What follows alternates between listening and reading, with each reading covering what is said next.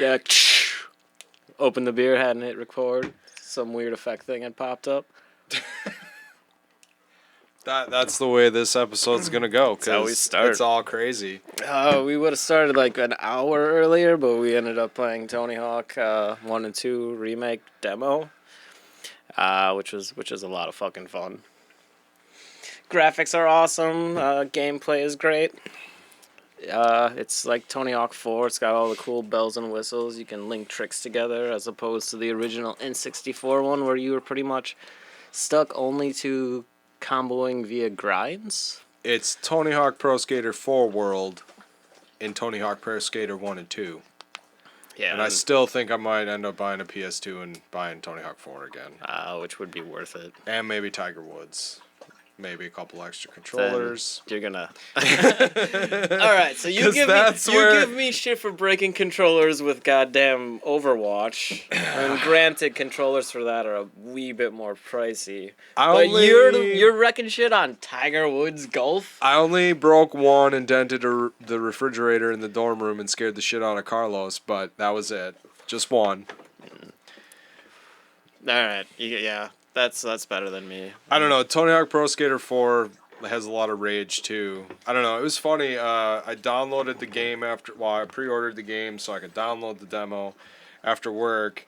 And Steph calls later, and Kai's like, yeah, Dad got a new game. And he was like, yeah, he's doing X, Y, and Z, but he wasn't really specific. It was a skateboarding game. And then he's like...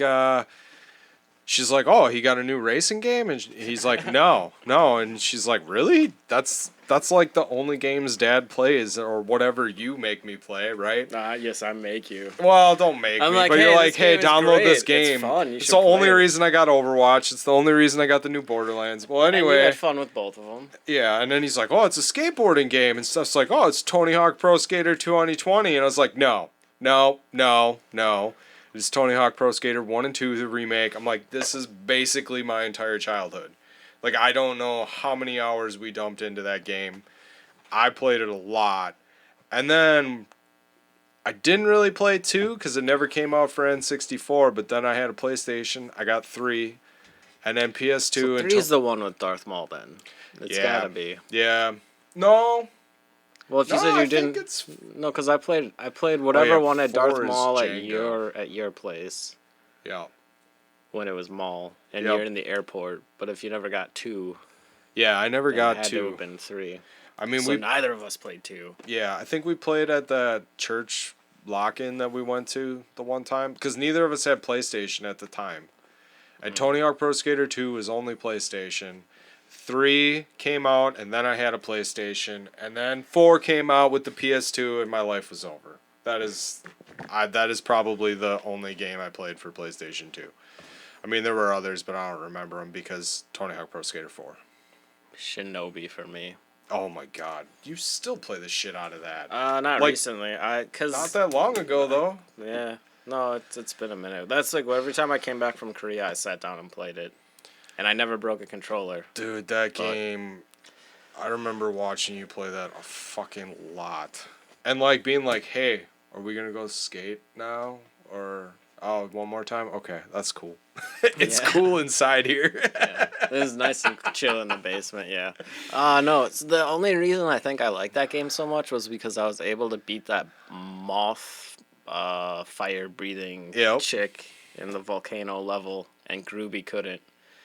And Brad was like the video game guru of the town. And I was like, wait a minute, I'm better at this game than you are? That's the only reason we found out about the game, isn't it? Yeah. We saw him playing it? Yeah. And I think him and Blake both played it, and they could not get past that guy. Yeah, you are hardcore with games. Like, you are really good. But that session, it was like Brad and I, like, just kept going back and forth. He'd die. I'd die, he'd die, I'd die, and then one time it just, like, clicked. That was when he was living with Scott, right? Because I think I was there for that, maybe. I don't know. I think a lot, yeah. Yeah, you were probably there. We used to hang out there quite a bit. Yeah. Played a lot of Need for Speed Underground, too. That was pretty good. I remember, like, the really weird situations where everybody's playing Rock Band or whatever it was. Like, you got some person on keyboard, some person on drums, guitar, microphone. Were you not there for that? No, I don't remember it that. It was a thing. It was like Mark, Blake, Brad, Greg. Makes sense. Yeah, like they all are all jamming out to 80s, 90s rock and pop. Oh yeah, I believe that. Yeah. And it was not good sounding. But yeah, Tony Hawk Pro Skater, man, that is the shit. Right.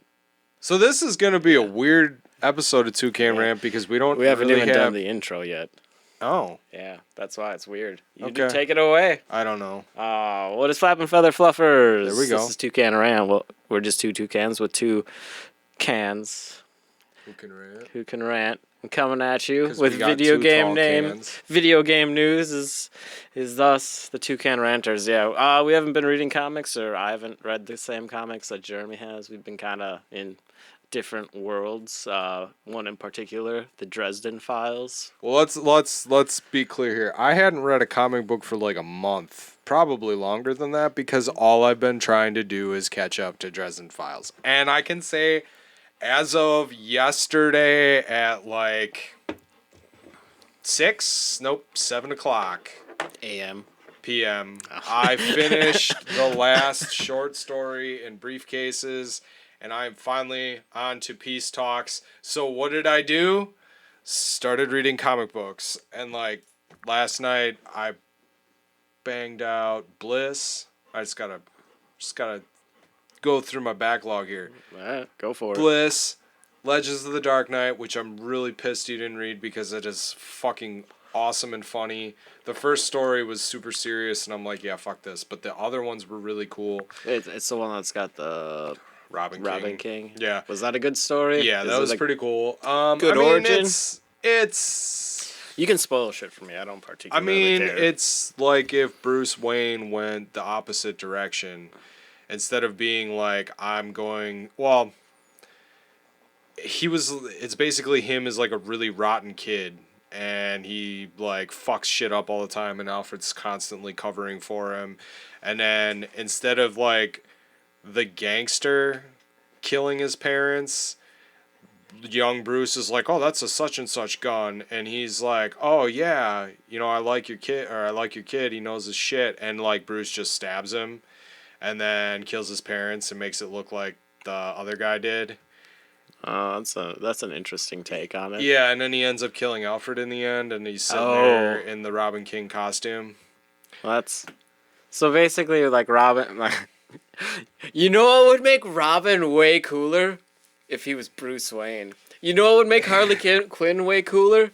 If she was Bruce Wayne. You know what would make the Joker cooler? If he was Bruce Wayne. Back up though. Like if you weren't so fucking like set on like origin stories and like that's not the real Robin and that, it's kind of a cool concept, like looking at Bruce through a different lens, like if he was actually this really rotten, terrible child. But it would have been way more interesting if who was the Robin that got killed? Jason Todd, right? Yeah. It would have been a much more interesting story if he would have, in whatever storyline that actually had occurred in, if Jason Todd, instead of getting killed by the Joker, killed the Joker, and then him and Bruce no longer saw like eye to eye. So then he becomes the Robin King and kills Batman, and thus now Jason Todd is still Robin and a much more compelling character. But he doesn't in that kill universe. Batman. In that universe. Oh. Because this is all like multi-universes. No one kills the Joker either. The Joker can't die. I mean, that's a choice. That is a story you could tell, but I thought this one was fun. Well, I'm not saying it's fun. It just...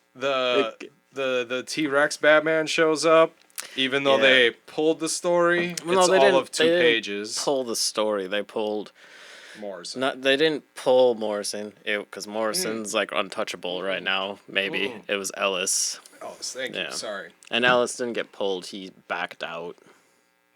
Okay, well he's in there.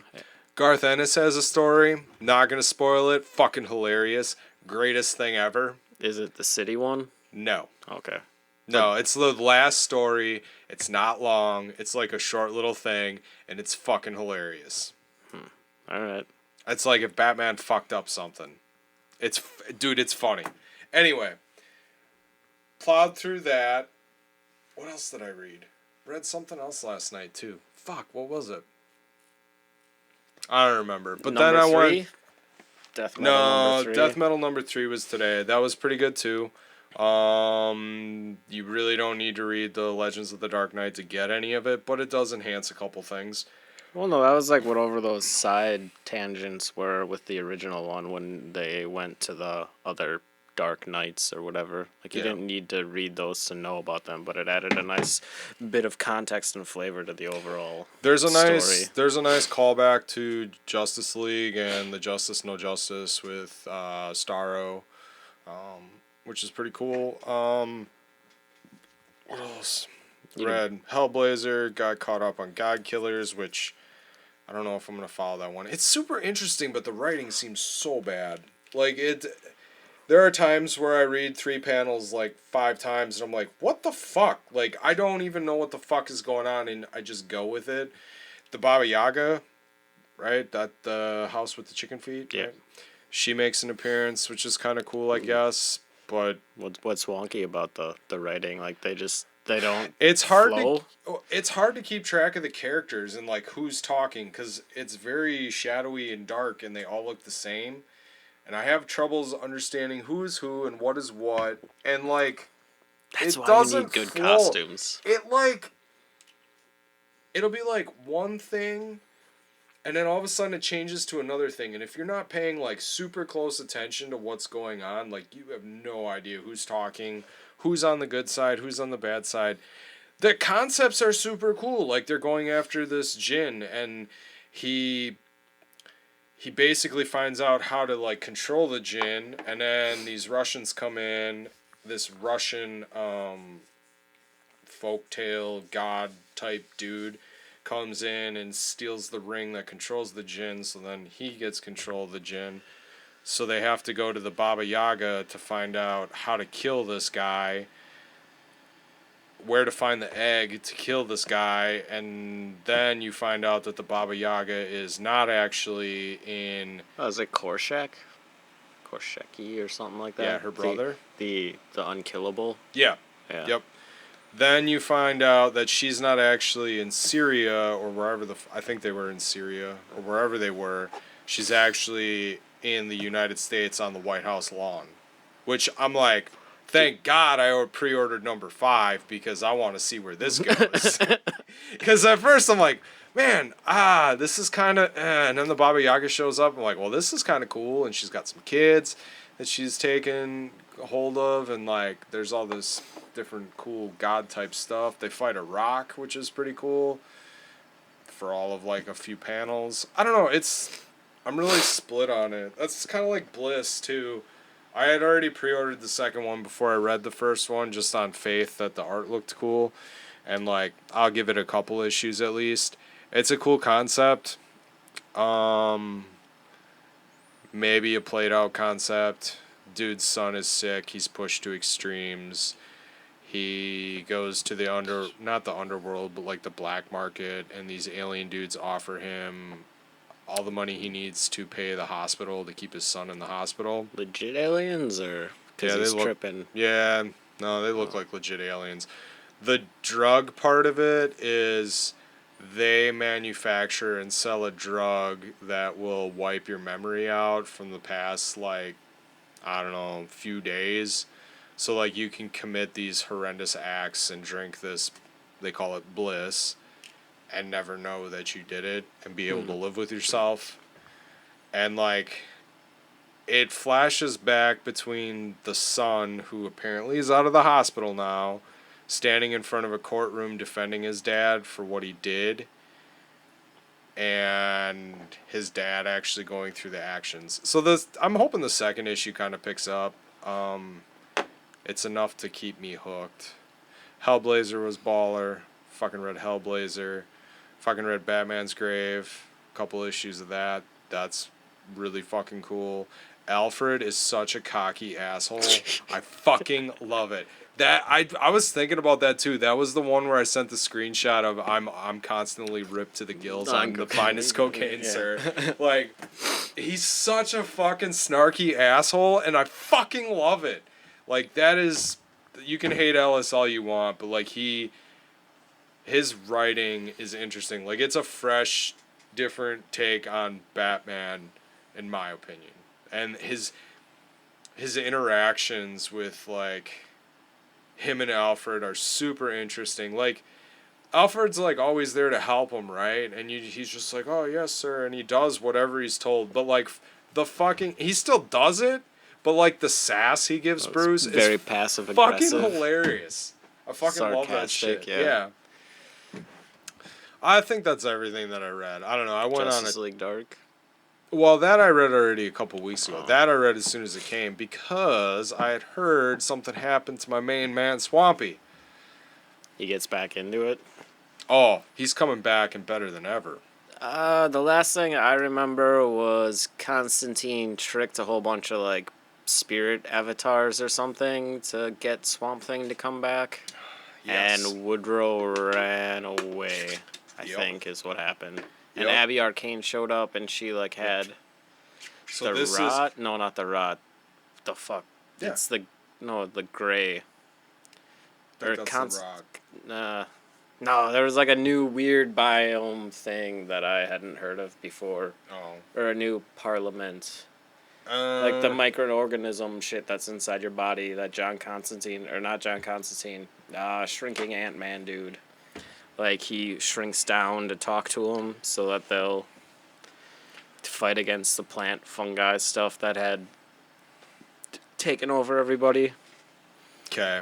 I know, but I know the results of that. Yeah. I didn't remember what the thing was, and I was blown away. I remember, like, asking you about it because I did some research, and I thought there was, like, the green, the red, and the gray, but then there are, like, 6 other parliaments. Yep. That came out of nowhere for me. There was a brand new one introduced in the New 52 run, which is, like, the robot sentient parliament. The gray's been around for a while. There's like the fungus one. That's the one. That's the gray. Okay. Well, no, that's the one I'm talking about. Maybe it's the one I'm talking about. I don't know. There's yeah, because that kind of is part of the run that I was reading when what's his daughter's name? Wow, that's Abby. No, I don't know. Teffy. Teffy. Like dies and is a ghost. Yeah. No. And then they put her back in her body. Can't kill Teffy. No, yeah, she comes back. Don't worry. Well, Shaman helps her. Well, yeah, but like, it's comics. There's this whole thing with the gray that happens. But yeah, there's a lot of parliaments. Yeah, more than I realized there were. I mean, you encounter a lot of them. What's the rot? I don't even remember what color they are. I thought they were red. No, that's Animal Man. Animal Man's red. So then maybe they're black or gray? Could be. I don't remember, man. I thought Abby took over the rot after they defeated Anton Arcane. At least that's what happened in the New 52. Because that was pretty cool that they brought her back and actually kept some of the canon with it. Not that I'm a canon freak, but it helps. But then there was a thing I was thinking about. Like, maybe continuity isn't the best term because DC doesn't actually have continuity. They keep fucking it up all the time by rebooting because there's inconsistencies with the different stories that they're telling. So maybe when it comes to character, maybe legacy or congruency with characteristics is more binding than the term continuity. No, I agree with that. But I also think it's cool to like step out from that box once in a while. Like I said, this thing with, and maybe the fact that Ellis kept Alfred like pretty much doing the same shit, but just changed one small aspect of him helps it. You know, not that all of a sudden you have Alfred like fucking stoned out of his gourd all the time, not doing jack shit, fucking up Batman's shit. But he is stoned all the time. But he's competent. Yeah, well, I just mean, man, he's like, a high functioning cocaine addict. Like there's, it's not that far of a leap. It's just a different look at the relationship with Alfred. Well, yeah, and see, something like that's okay, but it's when you kick it out at a weird 87-degree angle that makes no sense whatsoever. See, That but becomes an issue. that's the thing I don't understand. So like a lot of people take issue, and I even do to a certain point because I just thought it got old. But like Tom King's deconstruction of Batman, he started in one place that was a very recognizable Batman and slowly moved it. Like, Which was a better story. yeah, and logically it made sense. So like these people who hate on it, like you can, I don't care. I thought it was cool. But at the same in the same light, like there was something that got him there, and just because you don't necessarily agree with it doesn't mean that it's bad. I mean, Tynion's doing a fuck of a lot better. 90. I know you didn't read 96 yet. That's another one I read last night. The last one I read is whenever you like, I haven't read anything about the Joker War yet. Oh fuck. Like, man. I ended right before the Joker War. And I will say I kind of regret not. I don't regret, but like, cause there's a lot of fucking books, but like. Yeah, it was like 24, maybe Yeah. more. Well, dude, metal is turning into this whole thing now too. Yeah, I noticed that. Like now, all of a sudden, it's going into Justice League. At first, it was a standalone thing and some one shots, and now it's like way. So I don't know what I'm gonna do with that yet, because I'm honestly having fun with it. And just wait for it to go from 6 to 7 or 6 to 8. That's fine. Issues, like the main story, like they did with the other one. 3 was cool. Oh, I'm not saying it wasn't. I haven't read it, but I enjoyed the other stuff if I didn't take it seriously. Is the mech cool? Does it actually do something awesome? The mech. Yeah, because at the end of 2, they got into a giant. Doesn't really play into 3. What? Yeah. They do this whole build up for like a mech that's a fucking Voltron Power Rangers mix tape, and they don't do anything with it. That's disappointing. You know, you get to see Superman with long hair. Yeah, I've seen pictures. He looks of him already. like fucking what's Danzig? his nuts? Yeah, Danzig or what's his nuts from Metalocalypse. Oh, okay, yeah. I guess that's a better comparison. As soon as I saw it, I'm like, is this Metalocalypse? I'm like, it's even called death metal. Sweet. But yeah, so I went into a deep dive, but fucking Dresden, man. Okay, I got a question still comic book related. Sure. Did you hear the news? No, fuck. All right, lay it on me. I did not. It's bad news, maybe. Probably for you. Okay. And I don't think you heard it because you didn't say anything about it. Are they canceling Justice League Dark? No, but they're canceling something else. Hellblazer? Yeah. Seriously? Yeah. Issue 12 will be its last one. Why? Cause I don't know. Maybe you heard a little thing about like Warner Brothers or AT&T like cutting a shit ton of people off at DC Comics. Yep. Yeah. So, cause it's a big company, and they're trying to make as much money as they can, and DC doesn't actually make that much money. Like I was listening to somebody talk about it, like all of DC makes in a year makes 1/3 of what the Aquaman movie made. Yeah. They make like 1/5000th or like 1/500th of a percentile in all of AT&T's entire empire of stuff. So they make nothing.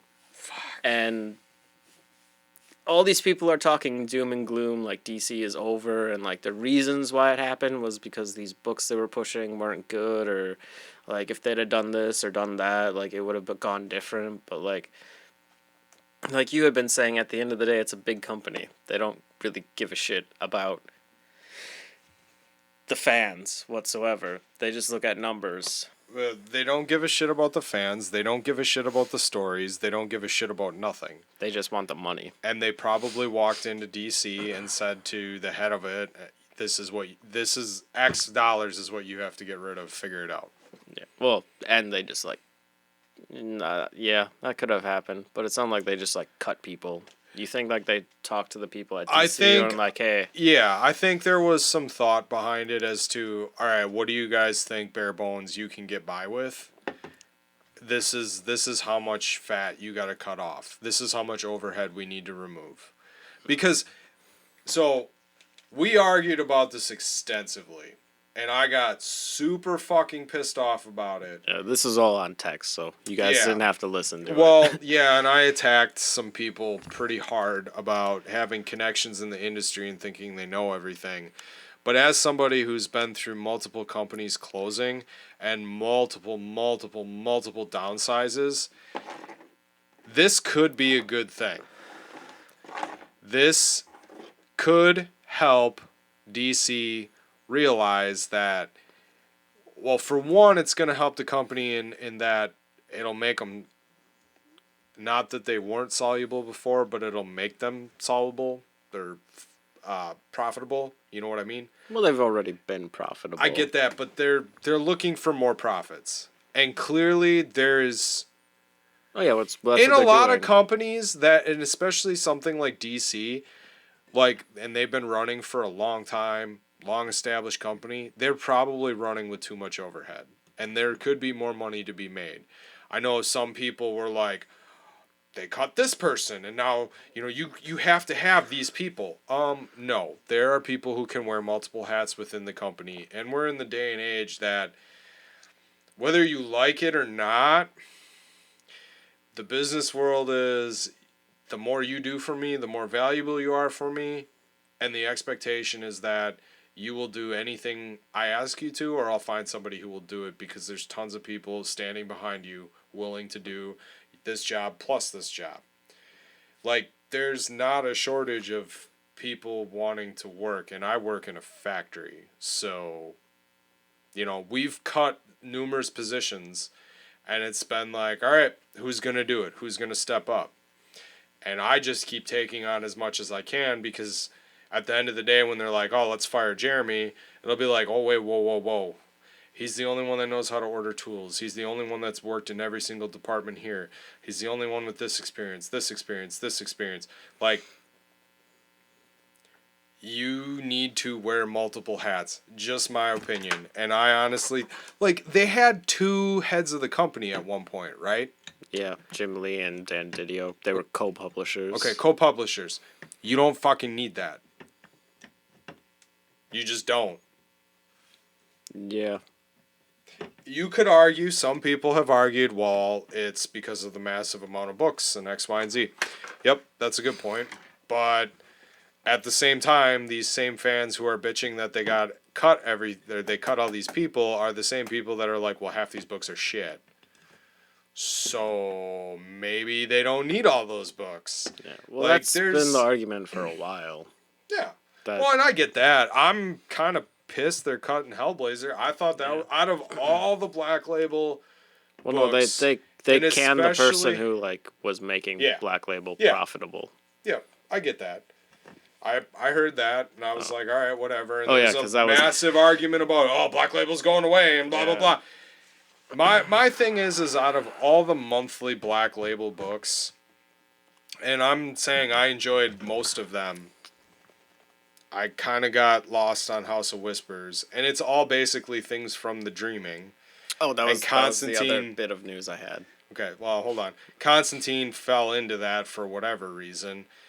That was my favorite. Like, that actually was, in my opinion, harkened back to the Vertigo Hellblazer days and some of the dark things that they were exploring. Well, that So was it's kind disappointing. of that was kind of one of the arguments somebody was making in the article about Constantine being canceled, was that Constantine, like the single issues, has never sold the greatest, but when it's collected, it sells very well, and that's what DC is trying to do right now. Is they're trying to push to that whole graphic market, Sure. but they're doing it more on the young adult side as opposed to the adult side. But we could see more of that in the future. Right, we could, but the thing is, like, the comic books that you and I and most people that fall into our demographic, they're not going to like those Scholastic book sales things. They're not. No, I get that, but I'm saying them pushing that is getting younger people into comics, which is a good move. Right, yeah. It's always been a good move. That's why I never understood the people who are like pissed off about them creating books for kids. Like I get it when they're like doing really weird stuff. Like changing characters' entire persona to fit some weird narrative that doesn't actually adhere to like who the character is, besides like they have the same name. That gets kind of confusing. I don't think you're gonna have a Hellblazer in the Scholastic aisle, but They could. You could have okay. no. I'm pretty But sure there's a here's- little Johnny Constantine running around. Here's No, what I'm pretty guaranteed. I think in like the new Hellblazer, there's something about like a young John, like a kid John Constantine. It might be like newer, or it might be more adult focused, but like they did it with Swamp Thing. They made that weird Yeah. like Swamp Thing But- diary shit. But the point I'm making is if you start to hook them at that younger age, the next logical step is to go to the age group ahead of that, and then work your way up. Yeah, no, I know that's- I know there's been talk about going to graphic novels. I think there's some merit to it. I like collecting, so I have a hard time pulling away from the floppies. If it goes that way, I'm not gonna be upset. See, like I really like having graphic novels on the shelf. Like checking out your library, like it looks super dope, like dope as fuck. Like your Western comics, like it looks awesome. Like my manga stuff, like looks as cool as that. But like my Western comics, have got like a couple trades here, and then like I've got a bunch of fucking floppies that I don't know where they are, but I have them. But like with your omnibuses and all those trades like that, yeah, that looks really nice, and I like that whole like aesthetic feel. It looks a lot better than a box. But the floppies are cool because you get them monthly, hypothetically. Yep. You don't have to wait 6 months to get a story. Well, and not only that, but like I've been following the Hellblazer like coming out, and like I tore through them, and now I'm caught up, and I literally order it, finish it in a day, and then wait 6 months. Like we're getting close to the end, but at the same time, it's just like, why did I do that? You know, there's dude. one coming out soon. No, I had that with Hellsing. Like that was a great read, but you would have to wait a year for it to get published in the States. And being a manga, it was like you got that shit done in an hour, and it was like, God damn it, that was amazing. Now another year wait. I mean, I'm not gonna lie. It's the same with like reading novels too. Like especially if you're in a series, you like fucking get caught up, and you're like, why did I do this? Like this was dumb. Well, you did it with the Dresden Files because you're gonna get spoilers. Well, on yeah, shit. fuck it. But no, I'm serious. Like now I'm caught up. Well, I'm not officially caught up, but I will be caught up. And I'll buy the new one, and I'll probably smash it in a week, and then I'll be like, all right. So 2 years, right? That's what they're on now. Well, yeah, maybe that's the hypothetical. This one has been 5 years, maybe. Yeah. Well, that's what I'm saying. But like not like since Skin Game came out and Peace Talks might have been 5 years. Might have been 6 years. But in between that, if you hadn't been like picking up every single anthology series that he was actually publishing short stories in, briefcases or side stories, whatever that hardcover one was, Briefcase came out. That's the only reason I have that one in hardcover, because it came out after I had finished Skin Game, and Skin Game had already been in paperback. So, like, if you're just like a casual-ish Dresden fan, like you had new content that filled the space, and he did publish like 4 other novels in that time frame. So it wasn't like he wasn't doing shit. Well, if yeah. you wanted your Butcher fix, it was there. Yeah, and I have a feeling that'll be after I get through my stack of random shit. And it's not really random, but once I get through that stack, then I'll probably check out some of his other stuff. All right. Well, because we already talked about like the duality of like the multiple universes aspect in Dresden Files. So like his other series, Cinderfire, they're apparently going to be going like first like Dresden, then Cinder Files, then Dresden, then Cinder Files for a while. So like there might be some weird crossover in that. So you'll be getting like your Dresden fix peripherally. Okay. But it's Butcher. Butcher's a good writer, and Yeah, I got no complaints, man. like he was saying like you didn't actually listen to that entire interview, but he was talking about like he was talking how like if he could do stuff differently in the first Dresden, he would now looking back. So that's why he likes the fact that he's got these other two series that he can start, because the first ones, like he says they're weak or whatever, and there are like people who like bash on those. Like Full Moon apparently is like one of the worst, or whatever the second one was. Full Moon, yeah.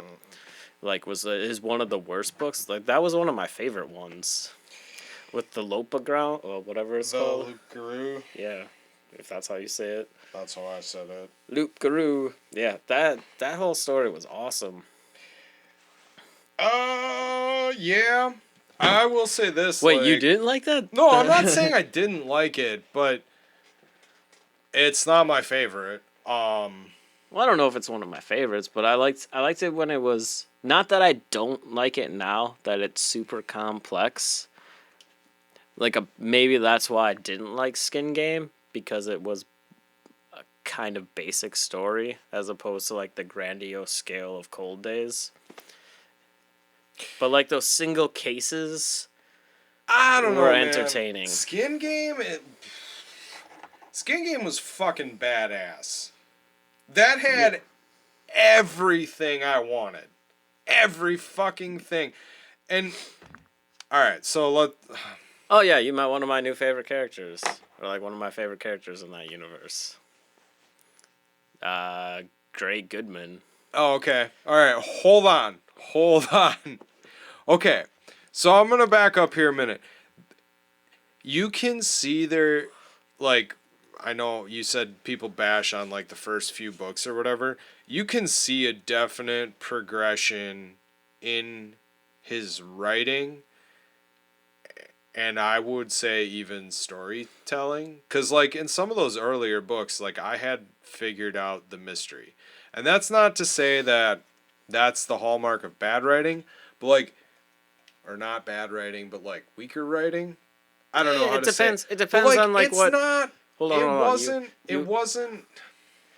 The character interactions weren't as meaningful, or maybe I just wasn't attached to the characters.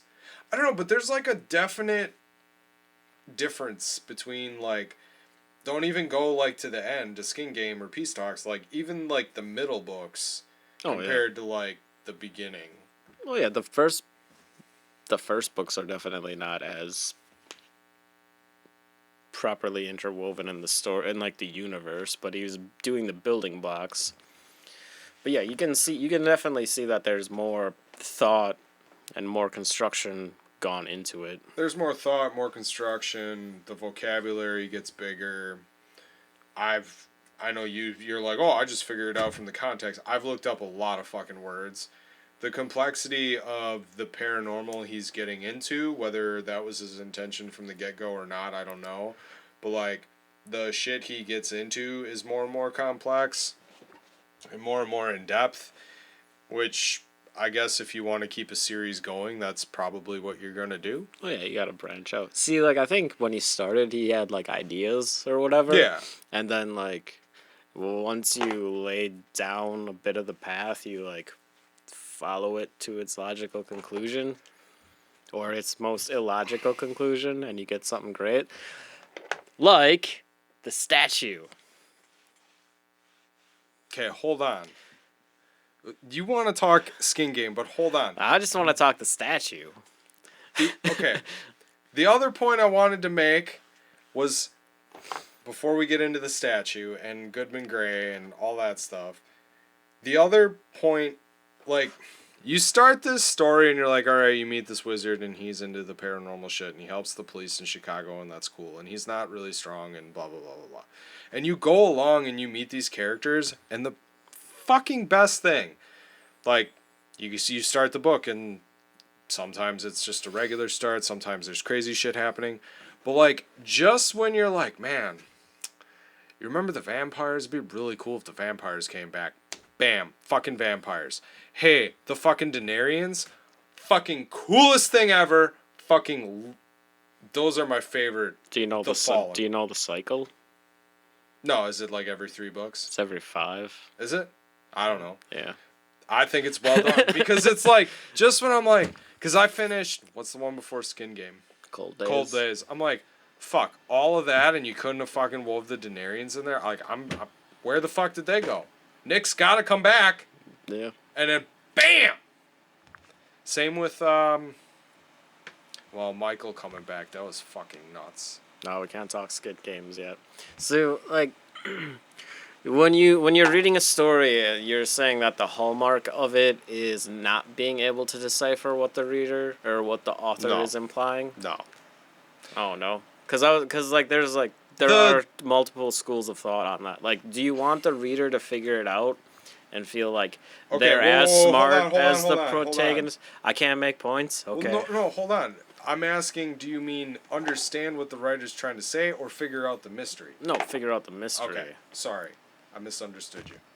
Because, like, you could be... Like, you've got multiple cases where, like, the plot twist at the end is disappointing because you don't actually see the pieces put together. And sometimes that leads the reader or the audience feeling disappointed because it wasn't what they were expecting. But then there's also times where that plot twist is like, holy shit, that's amazing because it exceeds their expectations and it still fits with all the pieces that were placed there.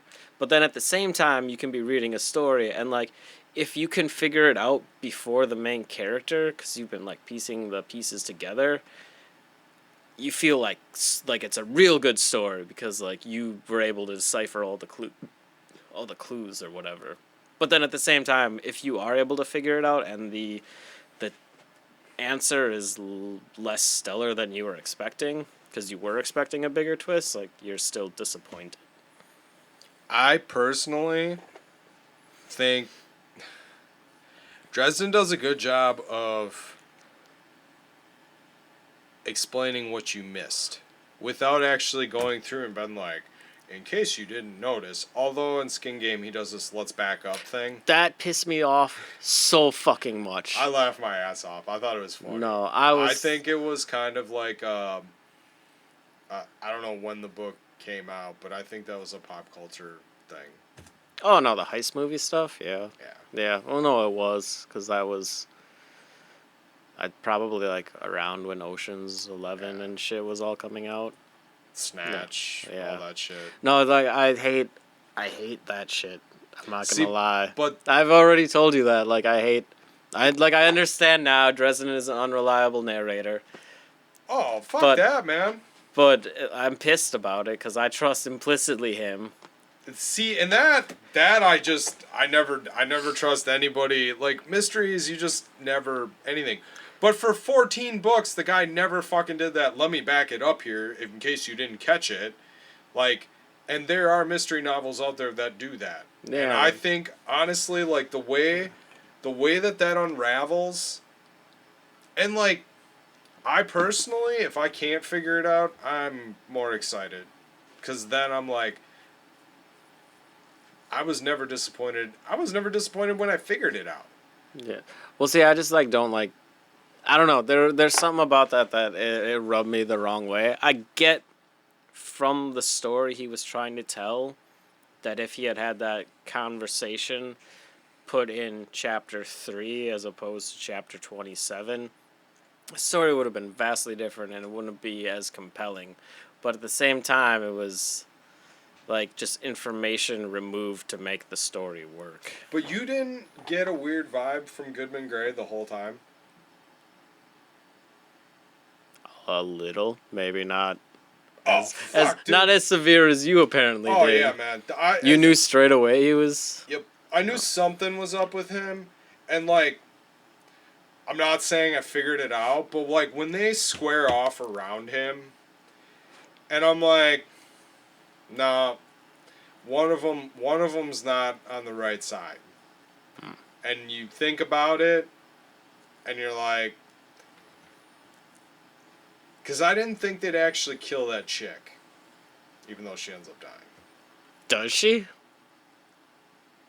I mean, as far as we know.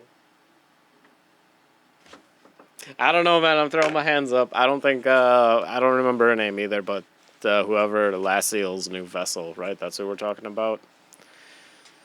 That chick. Oh, no. I'm talking about the... She doesn't die, does she? Well, she gets Oh, yeah, crushed. no. She I'm gets talking crushed by a about... bunch of rocks. No, I'm talking about the... Yeah, and gets stuck in Hades, but I'm talking about the chick that, stole the shroud in whatever book Oh, that yeah. was. Yeah. Doesn't she die? No, she gets out. But doesn't she die after that? No, she gets out. Alright, never mind. I thought. I was pretty sure she got out. Like, her, Binder, Gray, Dresden, they all get out. They get all their diamonds. And Michael, obviously. They all get out. Yeah, that's right. Yeah, because she's the one, I don't remember her name either, who shows Mrs. Carpenter Oh, yeah. what to do with the diamonds. Yeah, tells her to call her. That's right. I forgot about that. I don't know. I personally think that if I don't figure it out, I'm happier. And I don't... Maybe I've just learned from Dresden not to have expectations because they're gonna sucker punch you. No, and I got pissed that he had a kid. Yeah. Well, no, see, I like the expectations. Like, I always have huge expectations for the Dresden books because, like, I've gotten, like, my mind blown so many times about shit that happens. Maybe. Like the wall. The Oh, wall yeah, that they go the to? gatekeeper? Yeah. Oh, yeah, that was fucking cool. That blew my mind. And the then Outsiders. the fact like what Mab actually does, like what her role is in the universe, and then at the same time you find out that Hades at one point had the same role as her. And up until that point you're like, who the fuck is this dumb bitch trying to kill Harry? And then you realize like she's playing a game. Like there's a lot of... I mean, it constantly keeps you guessing. I don't have high expectations. I just go into it every single book, with the exception of Ghost Story, because I was super fucking, I don't know, in a bad mood or whatever. But I was pissed. But that even ended up turning out really cool. But like, I just assume it's gonna be a fun adventure. I trust it. I don't have any questions from. So you just have faith. Pretty much. Which Harry does not have. Yeah. Which is maybe why Peace Talks was not as good for me the first read. Because I went in with huge expectations. I try not to expect things. Do you read the back cover? Like what the story's about? I never do. Never do.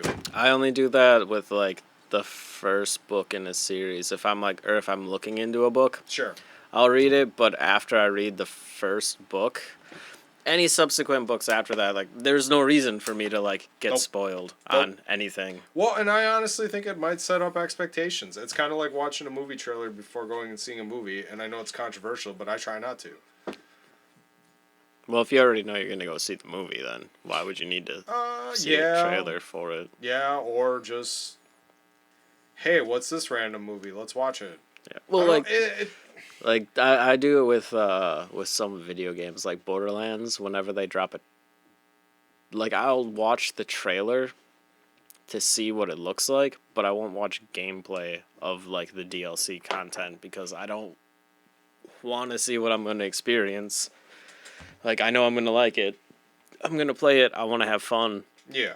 And experience at the same time. But yeah, I don't know. Dresden is... I just trust it. Like you said, I got faith. I don't ever really worry about... And the twists, like, even if you figure out something, like, he still manages to twist something else. I can't. If you fucking read these books and you figure out everything down to the last fucking gut punch at the end, last couple pages of some of those books, fucking props to you, because Why are you reading? Why aren't you well, writing? yeah, you obviously have ESP or something and already knew what he had written, because, like, there's some of this stuff, there's no hint of it. And even some of Well, no, there's hints of it. That's the thing. If you go back and read it, you can pick up on it. Okay, so for example, what Ebenezer being his granddad? Yeah. There's hints of that? Yeah. Ebenezer being a black staff? I don't know about that one. Well, no, you technically could figure it out because in the whatever the book was where they had that duel or whatever with the Cortez dude. Ebenezer's like, hey, you should check out the news. And then you find out that, like, Sputnik fell. Yeah. And And so, like, Ebenezer did it, so well, they don't say he did it. Harry assumes he did it. He does, yeah, assumes he did it, but that violates the one rule of magic, the first rule of magic, that you can't use magic to kill. Okay, but to draw that line to he's a black staff. Well, no, because you don't. You long... don't technically know there is even a thing called a black staff. Well, see, and that's what I'm. But That's then what I'm saying. Like, but then how would you ever figure that out? that there's Harry a black having staff. a kid. Well, no. Cause he fucking boned Susan. Okay, that's a 50-50 shot. Nah, I think procreation's a little bit more skewed on the probably gonna happen 60-40, 70-30. if you do it without a condom. 80-20. And both parties like are enjoying it. I get it, but like, I don't know. Maybe he does it in such a way, like he introduces this stuff and it is so matter of fact. That's just like like you said, you really didn't pick up on Goodman Gray. I just couldn't figure out why the fuck, like, he was super interested in Harry, like, the whole fucking time. More so than, which is weird, Binder's the chick who basically took Lucille's, or didn't basically, she took Lucille's coin. Yeah. Like, I don't know. He just threw me off. And he is one of those fucking dudes that Harry fought on the island, right? That's the same dude, the Nagalashi. No, it's a different guy. It's it's a different well, guy. it's the same entities, but Yeah. it's not Yeah. the same one. Yeah. That's fucking nuts. Yeah. Who does he pay his dollar to? That he has to pay rent for. Oh, I didn't even think about that. I was like, why is rent only $1? Yeah. I want to know where he's living. Yeah. 1, 2. I think that's to, like, stay on Earth. Does he know the other one that tried to kill Harry? Yeah, for sure. You don't think so? I don't know. Because So because he hired him, he didn't kill Harry, or because he doesn't have a beef? well, no, I think Goodman's like a good version of those guys, Nagaloshi or however you say it. Oh, so kind of like good Bigfoots, Yeah. bad Bigfoots. Yeah, yeah, exactly. Because like I don't remember that guy's name, but he knows who River Shoulders is. Yeah, and he got super pissy Yeah. about it too. But I just don't think the conversation between Dresden and Goodman occurred in which they would be talking about The fact that motherfucker had a coin too. Goodman did. No. The Bigfoot dude. Oh yeah. I can't remember his name. I'm like the chick. She's like, oh, I got Lucille. I'm like, all right, that makes sense. See, I didn't actually see Fucking that. Bigfoot can pick up coins now. What the fuck? Yeah, it's crazy because I think any being can. Yeah. So which Mab, like, really imagine if opens Mab- up some fucking possibilities of some fucking crazy ass shit. Well, there was that whole conversation. I don't think Mab would ever do it though. What are they gonna offer her that she doesn't already have or can get? Imagine the outsiders are going to break the wall, and there is no other option. Fuck, man, I hate when you do this because like you say stuff and I'm like, it's probably not in the book, and then it is in the book, or that's probably in the book, and then it's not in the book. You fucking do this shit. Well, no, that's not happened yet. Okay. You were But like throwing out a hypothetical. I have done my damnedest not to like fucking ruin no, but anything for there you. is some things where you're just like parkour, and I'm like, what the fuck? Well, Why yeah. would you say parkour? And then like I'm reading the beginning of Skin Game, and I'm like, oh, parkour. I'm like, that's fucking cool. Harry's doing parkour. I'm like, another pop culture reference. And then for him to run out and just turn around and watch this thing get smashed and be like, parkour, bitch. I'm like, fuck yes. This is awesome. I laughed my ass off for like 10 minutes over that. I could not get over it. Like, No, like the whole sword thing. I forgot when the fight happened. That Butters picks it up. oh, that happens at the very end when Yeah. I thought it happened when Nick's got Murphy charity. when Murphy got fucked up. Nope. The But it sword's happened. broken then, and that's when Uriel steps in and gives Michael all the power, and Nicholas is like, oh, fuck Yep. that, Nicodemus or Nicodemus. Because I almost dropped Butters' name. Yeah, you're I just was like, so close. and the new sword bearer, and I'm like, dude, come the fuck on. I don't know. I don't know what you're talking about. Like, you did Yeah. kind of fuck up there. No, like I almost dropped Butters' name. I was almost like, and fucking Butters, right? Isn't that awesome? You're like, oh wait, nope, never mind. Yeah. Don't read that. But yeah.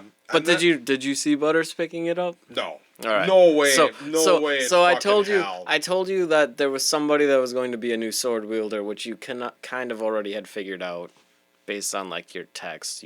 You assume that there would be a sword coming back into assumed play. the sword would come back.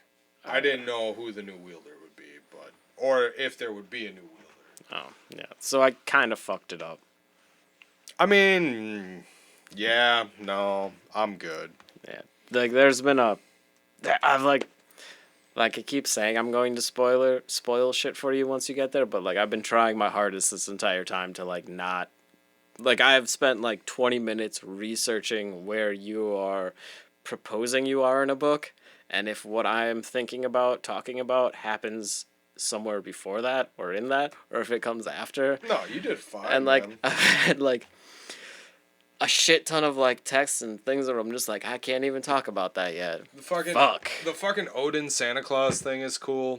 I like that he shows up to Max Bar as Santa Claus. I like that. Let's back this up a little bit. He doesn't even explain, like, this is why you have no idea what's going on. Rewind. No, it's not even that. Like, I don't know. I just don't like that mechanism in storytelling. I think it's a major cop-out that could have been done for 14 books, and the fact that he waited for the 15th, and it's more of a pop culture reference than anything. And there are so fucking many. The Firefly reference? I mean, the Star Wars... I will say the sword being like a lightsaber is a little cheap, and I'm like, really? But at the same time, I'm like, that's pretty cool. You know what I mean? Oh, I don't think it's... I think it's the coolest thing ever. But that's just me. I don't know. Because like, it fits Butters' yes. whole persona. And the fact that, well, and this is kind of more from the short stories, but he sees, like, the helper, the people who need help as NPCs. Yeah, that's the greatest... The red quests. arrow. Yep, Yeah. the quest. Yeah, like that. Well, that's what I was telling you with, like, the short stories. Like, like, you have to be careful what you're reading. Like, don't go... Because if you were to, like, read, like... Yeah. Even just a little bit about it, you'd be like, oh, why is Butters hanging out with Michael? That one would have been the biggest dead giveaway. I could have read Jury Duty. That one wasn't. I mean, there was, like, things that they referenced, and because I had read... I read all that, because I had read Skin Game, I understood what they were talking about, but I didn't think it necessarily gave anything away. Same as Zoo Day, but that was really fucking cool.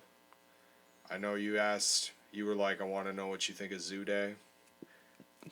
I thought it was really good. especially for someone who fucking did not want him to be a dad, did not want him to have a kid. I was like, this is fucking bullshit. Yeah, you were And very then I angry read about Changes, and I'm like, all right, that was pretty. Like, that book was really good too. that. Yeah, well, it's They're like all really good. it's like put as number one on a bunch of people's like favorite books, and Changes? like Changes is like the most pivotal in the series. Well, maybe pivotal. I thought Cold Days. I might have to put Cold Days as one of my favorites. Either that or Skin Game. I fucking love Skin Game. Just to go back to that for a second before we talked about Zude, you got the Denarians. Which you like a lot. I hate them. Really? Yeah, like I don't. I like the concept of them, but I'm always disappointed in their books because the Denarians are supposed to be this kind of elemental, chaotic force that corrupts and destroys, and they That's the always fallen sort angel. of. They always sort of just run away with their tail between their legs. This is the first one where I thought you actually started to get to... Not that you didn't see their power before, but there was they're overpowered as fuck, and they always like get their ass handed to them because the swords show up or whatever, and it works with the balancing and stuff. Especially if you go with like the Judeo-Christian construct, where like good will always triumph evil, but they always are talking about how Nicodemus is this badass, and he has destroyed 2,000 plus years of history to make himself obscure. He does kill Shiro, but then Dresden and Michael and Sanya are like able to like easily push him aside. But I thought a pretty good point was made in Skin Game about Nick and the fact that it's not about... Power isn't about the brute strength or killing people or things of that nature. It's more about the knowledge. Like, he is very much... Because of everything he knows what moves to make, what moves not to make. And when he's in control of the situation, which is why when Harry went, and I thought another part of the rewind that was really cool, the fact that Mab is there, shadows or veils them from that, like that adds a whole nother concept. Like,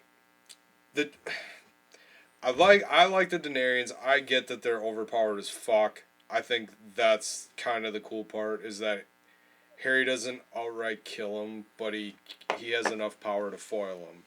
And every time he gets a little bit more powerful, he foils him or hurts him a little bit more. The fact that, like, I could see it as kind of like a cheap thing or whatever. But you got the Denarians, right? You got fucking Greek gods, Norse gods, going down to Hades through a fucking bank vault that Marcone has. The Nagalashi, the whole, like, going through the trials. It was everything I wanted. Yeah. I fucking love that shit. I love mythology. I love... The angels thing fascinates the fuck out of me. Uriel, fucking that whole concept of Uriel giving Michael his power, his jet plane. I thought that was funny. Like, all that stuff. Like, I like when they show up a lot. I like when Odin shows up as Santa Claus or as Vanderbrong or Vanderung. Yeah. Oh, you'll like the next one then. Yeah. And you'll like the next one even more. And the fucking Valkyries, like, it's just like, that's probably why I'm listening to all these crazy ass fucking people talk about Bigfoot and just because magic. of Dresden. Oh yeah, I guarantee it. Like, this has sparked something inside of me that I have not, like, really gotten into in a very long time. Says the guy who reads Hellblazer religiously. Yeah, I mean, true. But that's all white magic. No, I don't know. It's just, different. Like, this whole... It took me a long time to get around to it, but I mean, I've smashed more... I've read more books in, like, the past 4 or 5 months than I have in a long time. Yeah. Like, novels. Yeah, that's... I think that's a good mark of a good writer. Yeah. Like, you've got 15 books out. I will read them all back to back to back. I mean... in less than a year. I'm not Less even... than half a year. Yeah. I'm not... I don't regret it. I'm not upset. I was pissed off when you gave me those short stories. I'm like, I was so fucking close. I just had to do Skin Game and Peace Talks. And then I read them, and I'm like... Don't they add so much more to the overall I really story? wish I would have read them as I was going. Well, I told you that was a possibility. Some of them take them or leave them. Doesn't really matter when you read them. Like, where they happen in the stories, I don't think really plays any bearing on anything. But some of them really, like... change everything? Yeah, or just add, like, a depth to things. Like, reading, Molly's first mission out was... Where you find out what the fuck Mav actually is. Yep. What had been. Yep. That's fucking nuts. The jury duty was funny. Butter's whole thing, that was super cool. Like, it just... You're right, you don't need them, but it is a fun little adventure. And I could see how, if you're waiting between books, how that would be. You brought that up. It was 5 years, but that came out in between, so you did have some stuff going on content, at least. Yeah.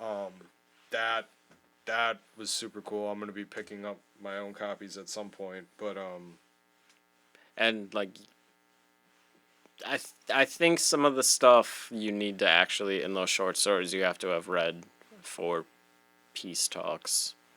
Well, and I think you needed it, even some of it, for Skin Game. Like, if you didn't know who River Shoulders was, you probably didn't even really realize that dude was a Bigfoot. Not straight away, yeah. Yeah, they don't... I don't think they ever really say that he's a Sasquatch. They call him the Forest People. That's it. Well, I think Peace talked before in the main story about helping Bigfoot. Mm-hmm. And he might have mentioned his name. And he might have talked about helping Bigfoot in Skin Games. No. You didn't? Nope. Not once? Only in reference to that Bigfoot and River Shoulders. I don't remember it. If he did, maybe, but I don't remember it. And I do remember the couple of times he mentions, oh yeah, I helped out a Bigfoot once, blah, blah, blah, keep going. And you're like, yeah, you need to read those stories. Like, I really want to, you're going to like them and this and that. Like, and you like them? They were good? Yeah, they were good. They were your favorite Dresden stories? No. Whoa, what the fuck? It's Bigfoot.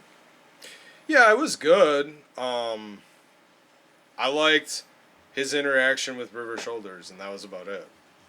Like the beginning or the end, whenever they talk. Not the actual. Like cases. the kid was cool. The cases were cool. Like, I just wouldn't put him on my top 10 of the short story. Well, maybe not. I wouldn't put him in the top 3 of the short stories. Yeah. I mean, there were 3 of them. But. Yeah. Oh. No, it's weird because, like, there's, like, do you, like, have a top 3 of the books you've read? I know the short stories. I know Skin Game's up there. I really liked Cold Days. That was really fucking baller. I might have to throw Changes up there just because that was pretty fucking crazy. But I don't know if I could pick. Turncoat was fucking great. Yeah. Turncoat was really fucking cool.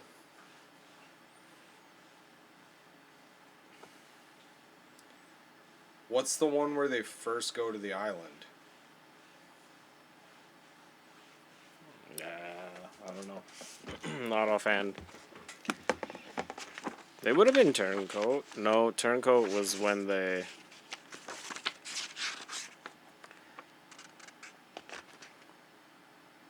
Turncoat was, I don't think he had been to Demon Reach yet. Small Favor? Might have been that. I don't know, there's so many of them. I can't pick a favorite.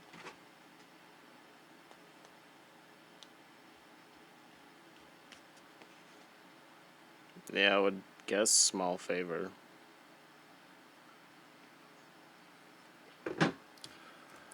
Because White Knight has to do with he's doing the mission for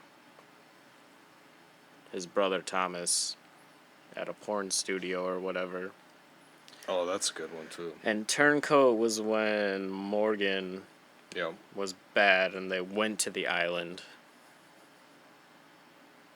after Harry had figured it out. Then Small Favor would have been where the Daenerys were trying to get the archive. Nope, it was Turncoat. Turncoat was when he made Demon Reach his bitch. Yeah, but that was the second time they had gone there.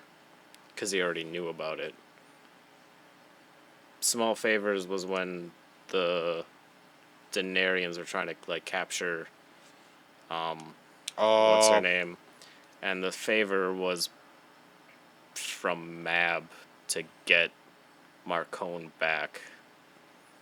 Because there had been a slight against Marcone, according to the Unseelie Accords. Yeah. So...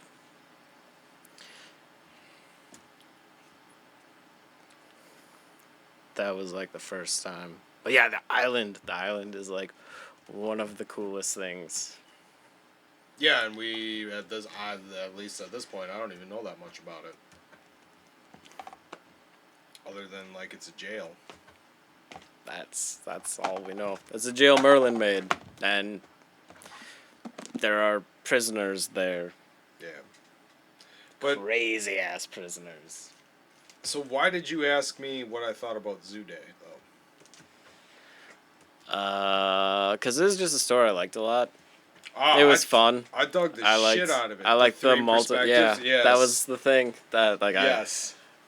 Because it's a completely different story from each one of their perspectives. Well, and then the other thing too is like they spin her perspective like this is like an initiation that all children go through, but it's passed through the carpenter's house, right? This book. Oh yeah, that's one of the things. Which all those kids could be touched by magic some way because we know that. Well, all kids are. Well, not necessarily. Harry says sometimes you do, sometimes you don't. It all kind of depends. But Molly has it. But do the other kids have it then? Because they can see these things? Well, they could see them. So then that like brings into like a weird perspective. Like maybe that's what makes kids is they have magic, or they can see magic, or the other. Yeah. But I get that. And then it's like, is it just the way that kids see things? Because that's what the other kids taught them? Or is it the fact that they are possibly have some magical powers? Because all throughout this series, it's like normal mortals don't see this because they don't want to see it. They don't look towards it because they don't want to know about it. And unless you're like touched by this magic or really actually acknowledge it, like Murphy and Butters and things of that nature. But the fact that these kids, like, because it doesn't seem like Michael or Charity know about that book or anything like that. And Molly... she forgot about it. Yeah. But Molly is obviously magically attuned, if you will. She can use the Force. Can the rest of the kids? No, they were talking about how usually magic is only passed down, like, is most potent in females of, like, the bloodline. Sometimes it does go to males, but that's why it's a big point of contention with Molly, because Charity, like, had magic, but she, like, gave it up. Yeah.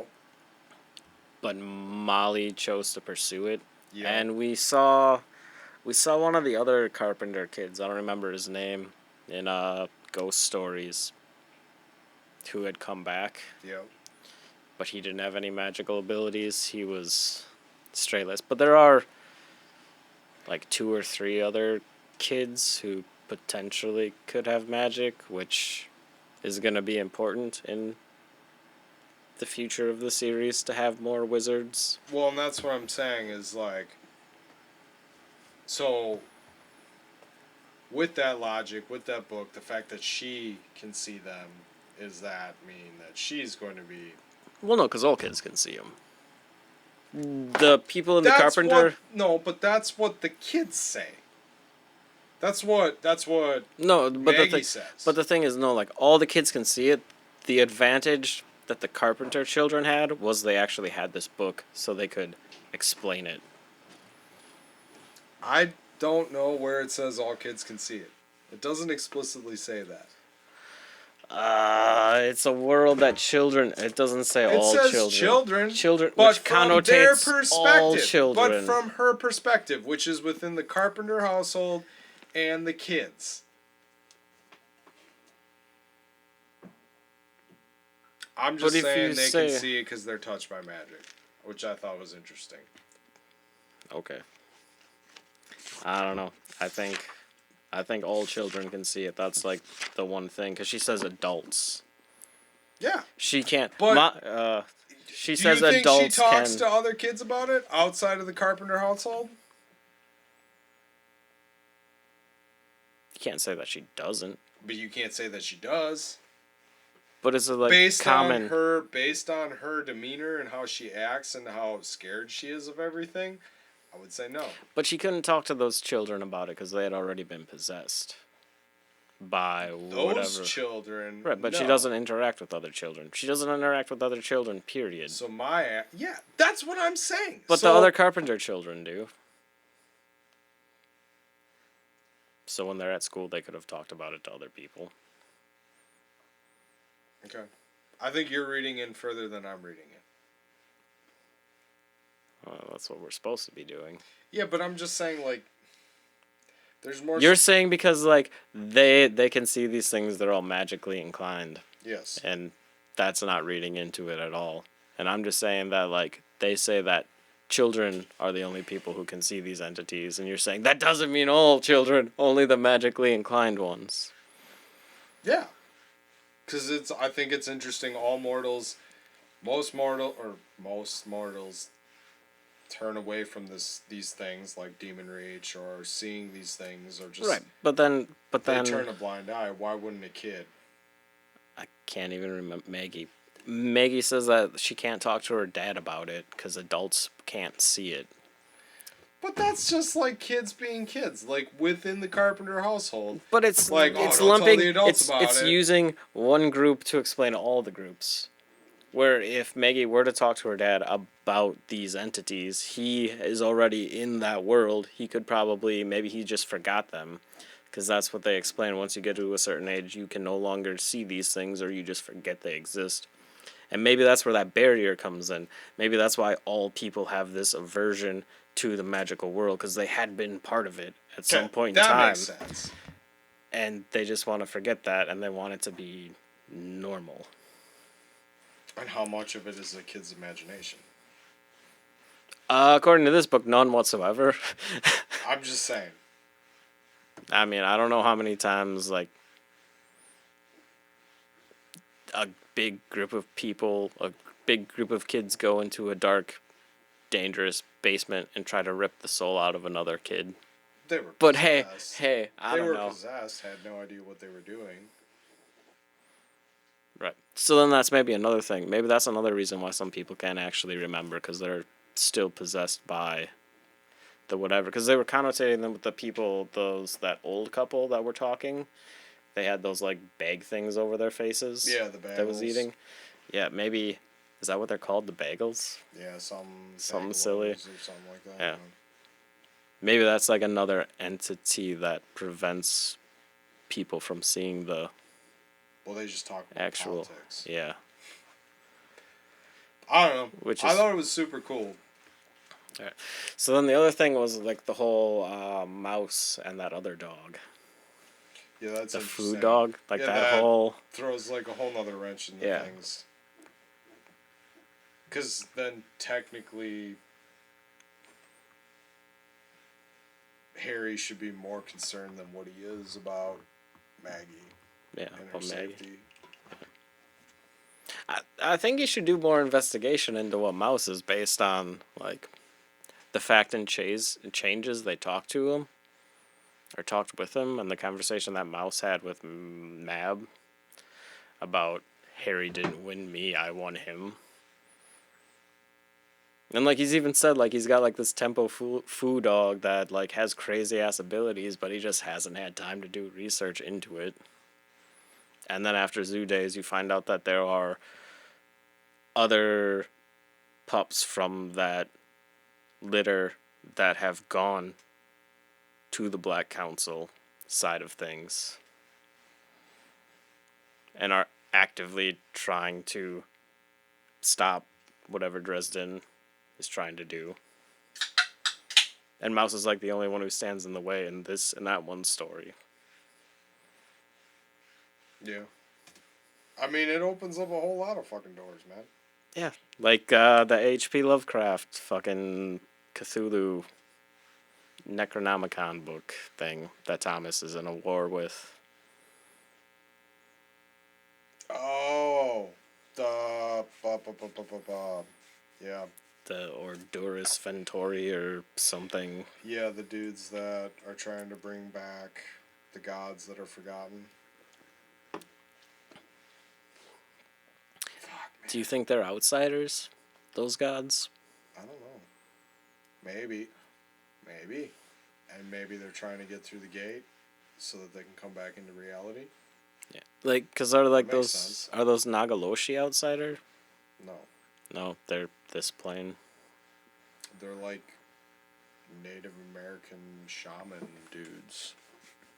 Was kind of the way I understood it. Can we talk about the statue now? Yeah. What about it? Alright, so it's supposed to be like the Fates, right? And Hecate. Yeah. So, the lady, the mother, and the crone. Which is Molly, Mab, And Granny. Yeah. But there are two variations of it. But there's only one there. Yeah. Well, like, in like, the story of the Hecate, there's, like, only the Hecate. There's the one entity. Well, the one entity that's three entities. But in this universe, there are... 6. Yeah. Yep. So how did the Hecate split?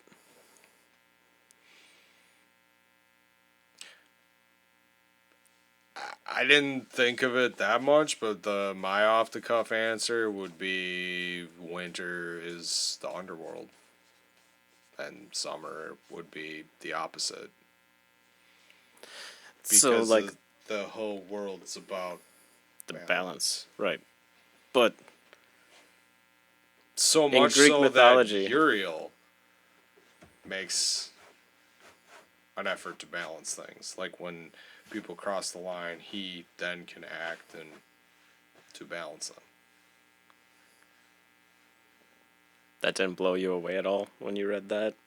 That he can do that? No, about the statue. The balancing powers thing. They talked about that in Ghost Stories already. I mean, I One I after thought Ghost it was Stories. more interesting that Michael was like, wait, what? That looks like Molly. I didn't put that much thought into it, I guess.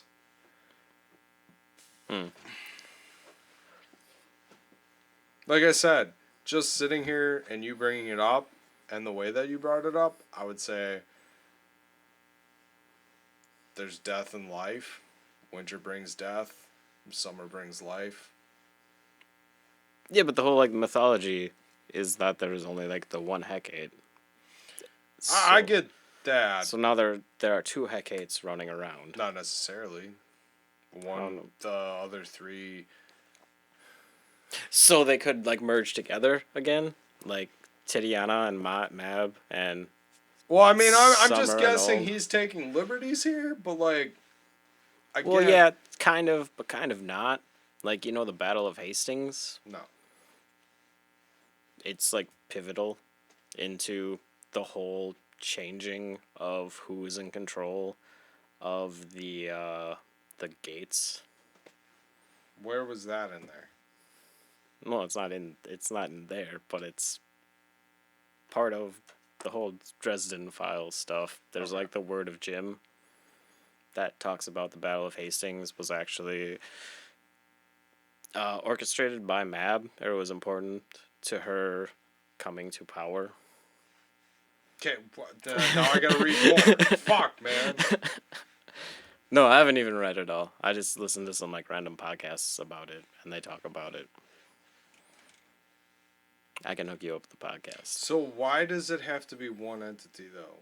No, Just it because doesn't. Greek mythology says so, or Well, no, it doesn't. Well, if the lore is saying, which he uses a lot as lore being factual, okay, and he does take liberties with it, yeah, you have to ask why he took that liberty or why he made that specific choice to connotate that the ladies of the Fae are the same as the Greek variation of it.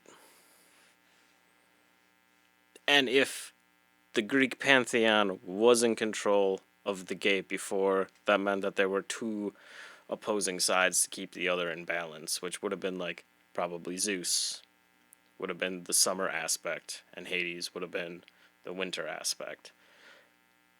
But then at some points, the Hecate that was in that universe got split and came to the Fae plane. Potentially, if they are the same.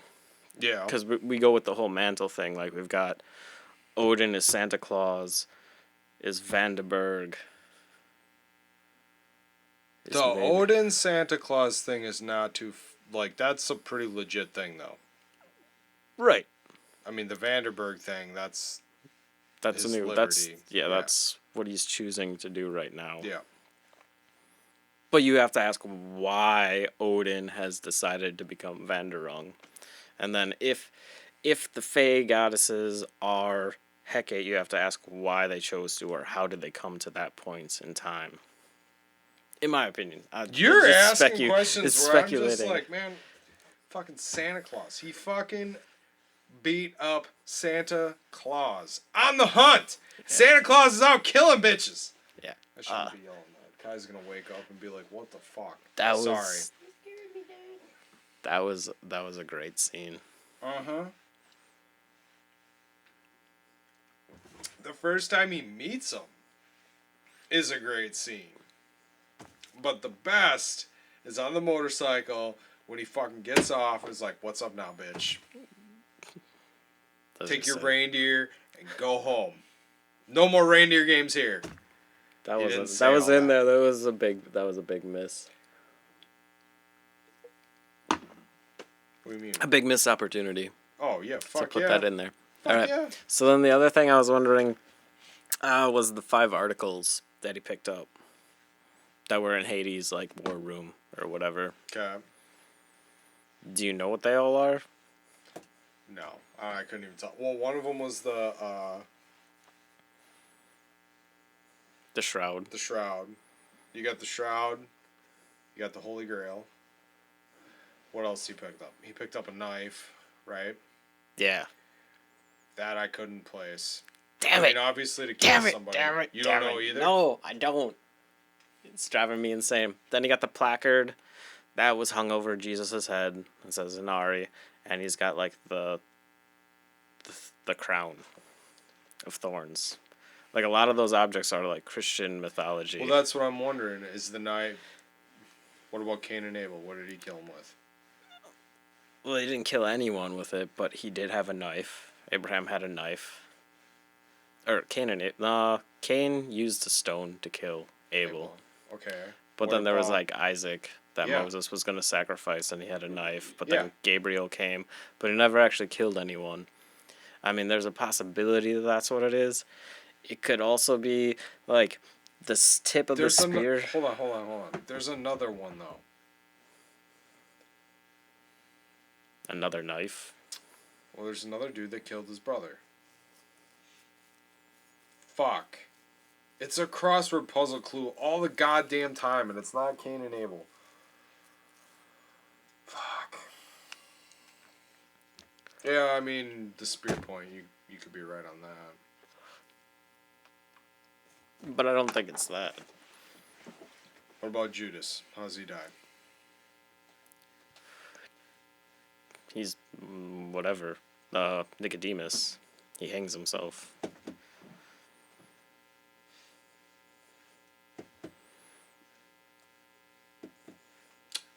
But I was thinking that maybe it was like the knife that killed Caesar, but I don't remember if there was like multiple knives involved in that fiasco. Oh, when what's his nuts stabbed him? Yeah, but then I didn't know if it was like from a completely different. But that's the Romans.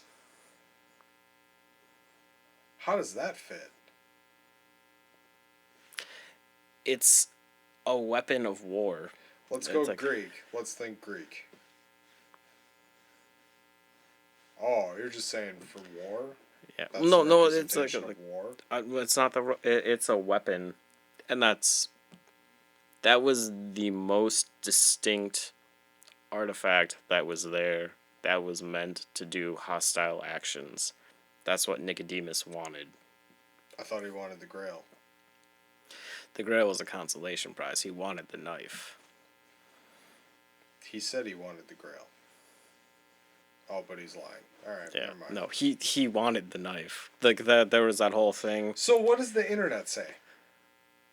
You're telling me you haven't looked this up? No, I've been waiting. I've been waiting till you got to here so we could talk about this. So you know what the knife is? No, I don't know what the knife is. How does the internet not know what the fucking knife is? I have looked at some man. like very vague stuff about what it could potentially be. They think it's the spear of destiny, or the spear that pierced Jesus' side, but that doesn't fit because it was a spear, and this is clearly depicting a dagger that has like leaf embroiderment or like looks like a leaf.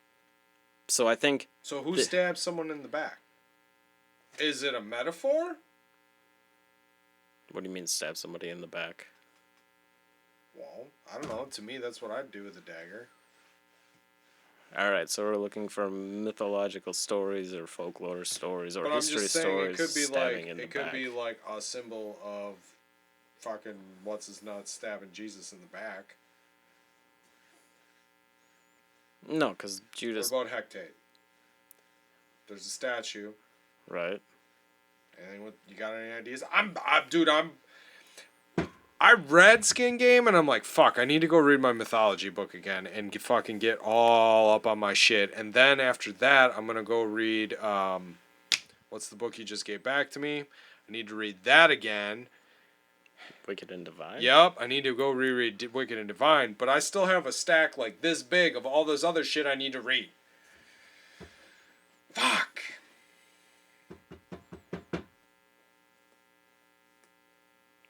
Yeah, it's a terrible thing to have too many books. No, I just don't have enough time. Can I win the lottery and just sit in a house and read all day? I'd be happy as a clam.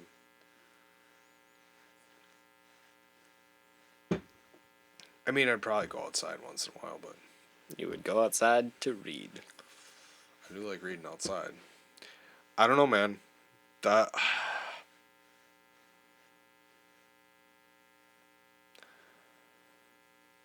I mean, you could go a couple different routes with it. I understand why you would want to go Christianity, though, because the other 4 items directly related to that. Bait. It's a bait. Okay, so all right. So you're on the same thing I am, and the fact that it was held in Hades, I'm thinking Greek. Okay, much most of my Greek mythology is based on the Disney's Hercules movie and God of War. What about games? Okay, all right. What do we got in God of War?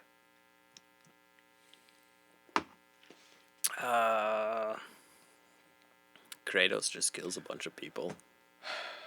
You are no help. There's 4 goddamn games. There was no dagger?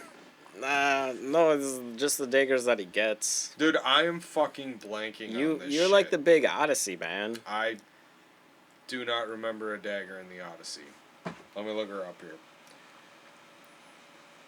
No, like I've gone through like the wiki and scoured like mythological weapons that have to do with like both religious artifacts and folklore and regular history, and I cannot find a reference to a blade that is similar to that as the description that he depicted. Motherfucker, I can't even spell goddamn dagger. Not sagger, dagger. Yeah, you got that problem too? Like fat finger syndrome?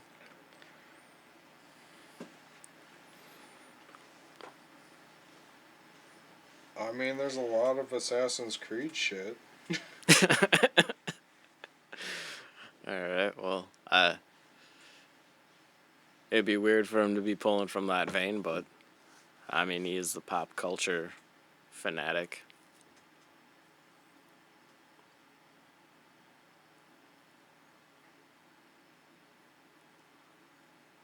Hold on. This might actually. This is Greek.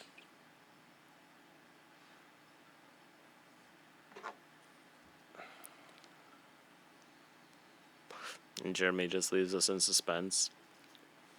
The dagger was a criminal syndicate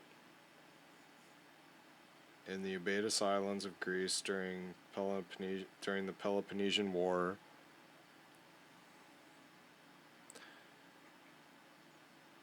Oh, this is just Assassin's Creed history, though.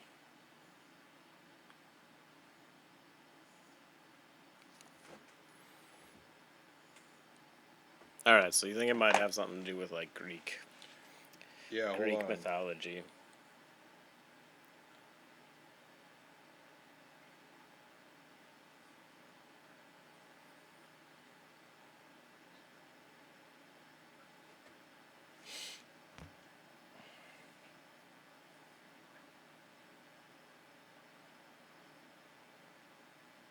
Dude, this is great. Do we want to maybe take a beer break? Yeah, that's fine. There's a lot of swords. Yeah, I know there's a lot of swords. There's a lot of like random fucking artifacts that can get you on some very interesting deep dives. But as to what that thing is, like, because I think he left it vague to keep the speculation going, but also clear enough that it'll make sense when he actually reveals it. Because they haven't actually, like, talked about what it is. Besides the fact that Harry has 4 objects, right? Yeah, he's got 4 of them.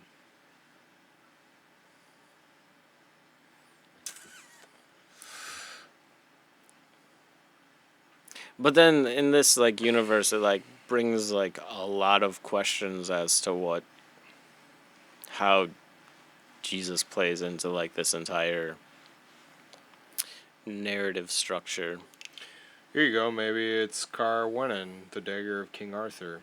It is sometimes attributed with the power of with the power to shroud its user in shadow, and was used by Arthur to slice the very black witch in half. An Arthurian legend. What's it look like?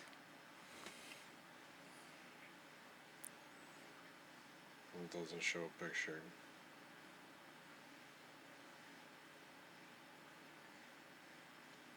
It's a Welsh thing.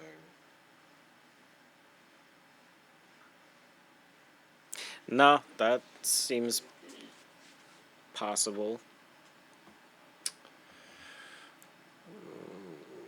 Roman mythology, Perizonium, a dagger frequently carried by Virtus, Mars, Roma, or the Emperor, giving them the aura of courage. And that's about it for daggers. No, I stumbled across the Merlin Arthurian thing. But I think I had ruled it out for some reason at some point. But it would make sense.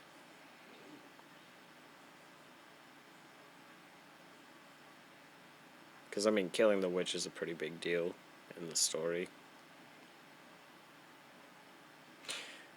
We're still recording. We're still recording. Holy shit. Yeah. That's something that might have to be cut out. Or filled in with like a whole little SpongeBob thing. Let's see here. This is all the items in Greek mythology ever. There's a shield, there's a bow, a staff, a horn, a scythe, the golden fleece. I remember that. Ooh, Hades' pitchfork. Did we get that? It's very much not a dagger. Hmm. Oh yeah, what'd you think about his crown? Hades' crown. I don't remember what the elements was. Yeah, I don't remember what the element was, but it'll kill you. Like, and he just has a crown of it. Yeah, that's fucking floating nuts. Around. Like, that's fucking doesn't even nuts. give a shit. I mean, there's the Thyrsus, a staff tipped with a pine cone and entwined with ivy leaves. Wait, what's it? Carried by Dionysus and his followers. A staff tipped with a pine cone? And entwined with ivy leaves. I mean, Kai would run the other way. Yeah, Jesus Christ. Oh no, pine cone! Afraid of pine cones? Oh yeah. Terrified. Fucking yeah. I don't know, man. Like, we were walking in Wallahai, and he said he was scared of him, and like I like threw one up and like kind of away from him and just freaked the fuck out. All right, beer break time. Oh really? That's what you're gonna do? Well, no, that was just what it fell open to, and I saw when I was like tell going you. through. Batman becomes Dr. Manhattan? I already knew that. I mean, a version of the Batman Becomes him? Yeah.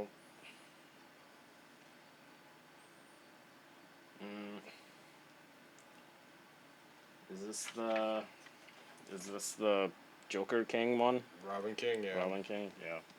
The art for that's fucking sweet though. What do they call that codeine drink? Scissorup? What? Yeah, Scissorup. Oh.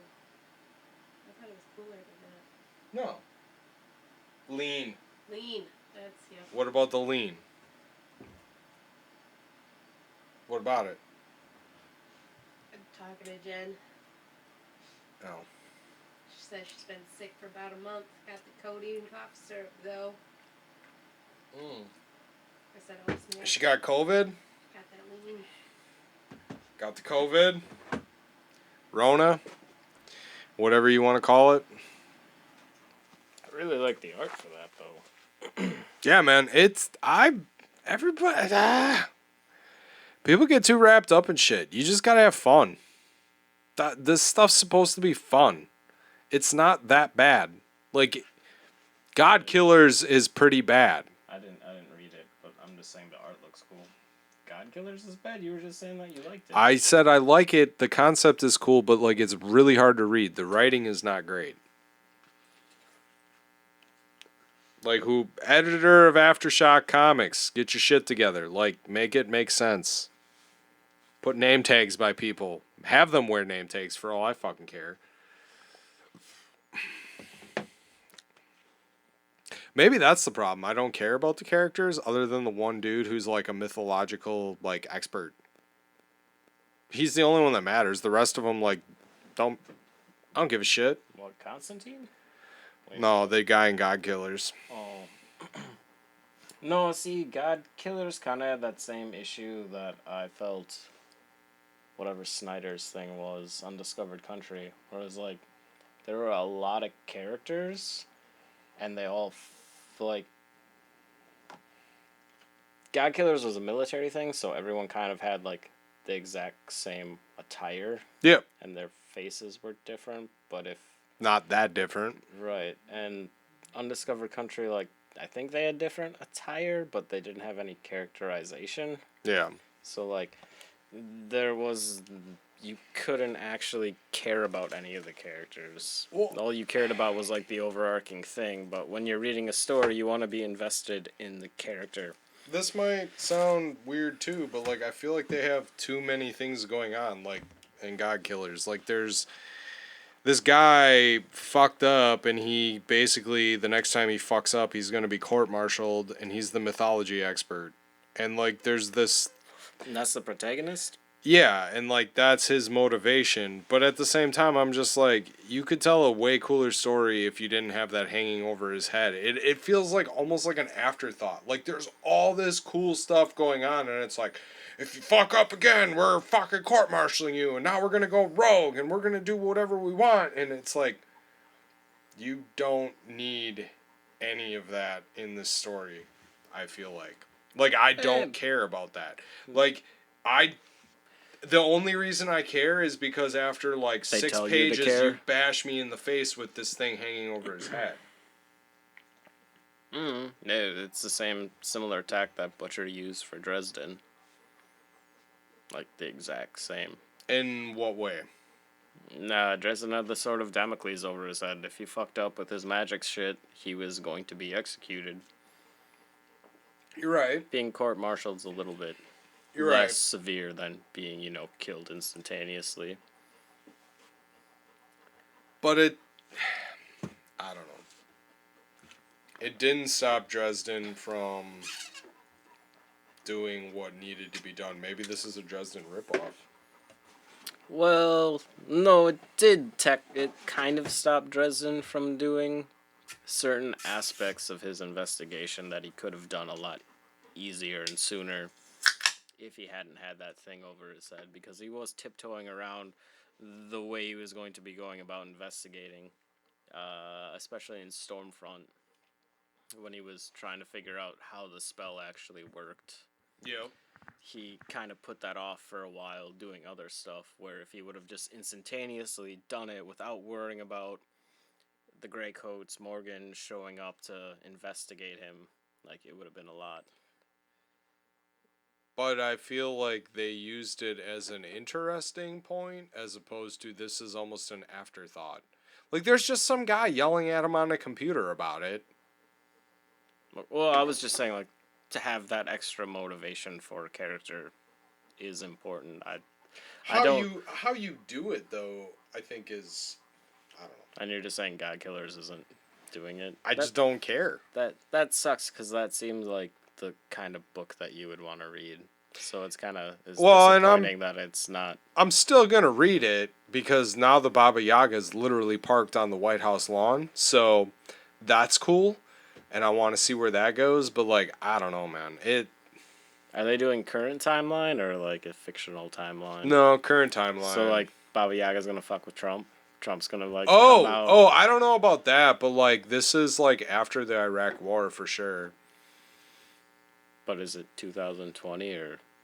I don't know. ISIS is involved. The Kurds, like, the Russians. There's tension with the Russians. The Cold War's never actually ended. So just like real life? Okay, cool. Yeah, I mean, I don't know. Well, I don't know. Maybe it'd be with the Chinese. Just saying. Yeah. No, it was just like a one thing.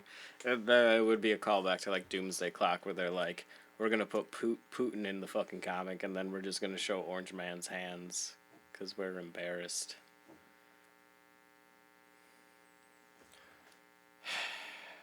Like, you're going to do a period piece, but not actually go through with the period piece entirely. Do you ever, like, just wish comics could be in their own world and we wouldn't bring that shit in? I enjoy the shit that does not try to do that. I understand, like, Doomsday Clock was still cool, but, like, I didn't think that was necessary.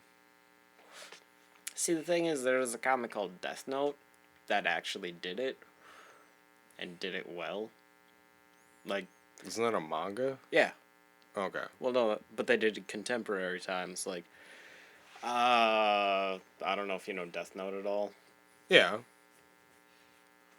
So at the end of Death Note, shit happens, and the notebook is free. Mm-hmm. So Ryuk has to find like a new person to be the wielder of the notebook. So he gives it to this like high school kid who has the grand idea that he's gonna sell it to whoever like pays the most for it. So there's a bidding war between all the countries, and the U.S. ends up buying it.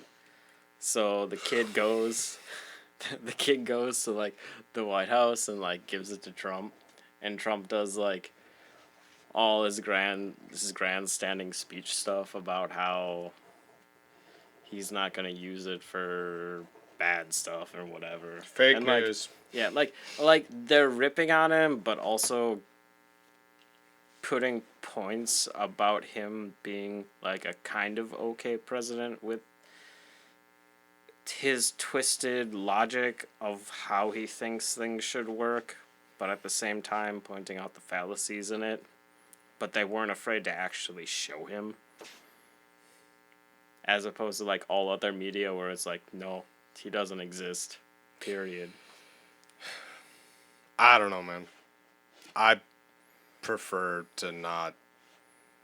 I don't want that in my. Well, so then the stuff. question is like from current media going, like from now, any new material now can never have masks in it, right? For that entire suspension of disbelief to occur. Or does it have to have it?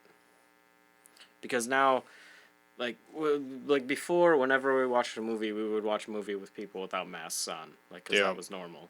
But it was happening current time. So now, Oh, so now any movie that takes place in 2020, should. to however long it happens, like there should be at least 75% of people with masks on. I don't know if those are like as the actual percentages. But they're not going to do that because that puts people in a bad mood. But if the point of fiction is to replicate reality and to allow the viewer to implant themselves in this fictitious existence, do they not have to have their reality also mirrored? I prefer my fiction not in reality, personally. But there's always aspects of the fiction that, like, all of Constantine takes place in the real world, except for the bits where he goes to hell. Or In a real world, I do know they mirrored things that were going on in England or the United States. well, like the current Dresden or the current Constantine Yeah. one, like seemed heavily influenced by current Yeah, politics. Brexit and all that. Or had the undertone. Yeah. But I don't live there, so it's not my reality, so. I mean, I'm not trying to sound like an ignorant dick, but like.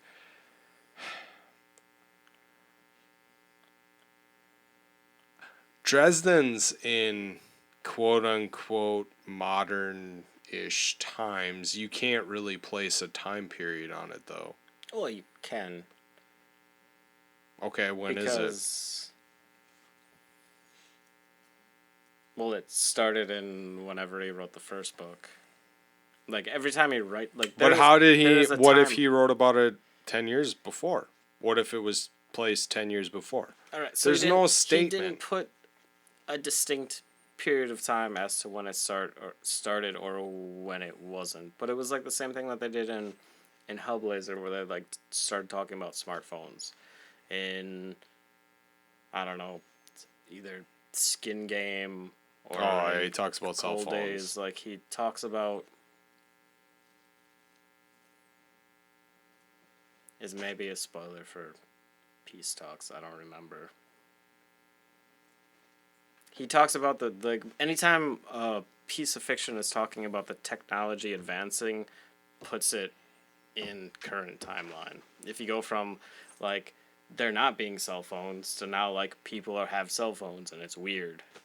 especially in the Dresden universe, because magic affects all technology. And if he's now like running around with people who are using devices, which he talks about people using mobile phones. Are you talking about the fact that Molly went and used a phone and he's like, I need to take note of that?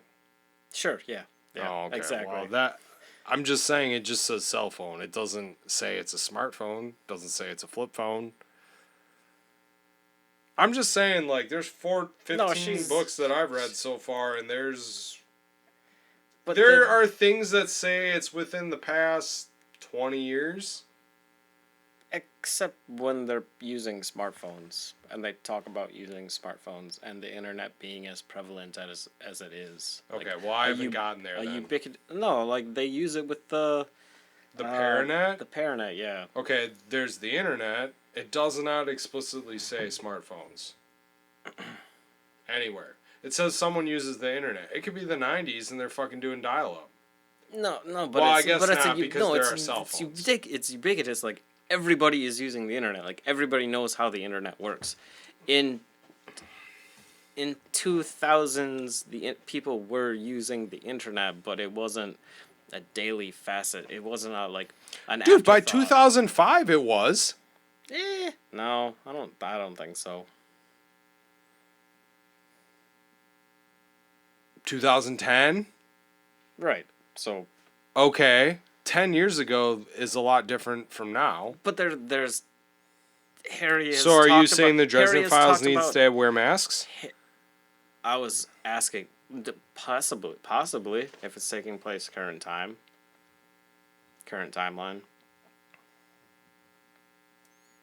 Man, I don't know. You're asking some tough questions that I don't have the answer to. And other than, like, if that's what we're going to do, like, I don't want that shit.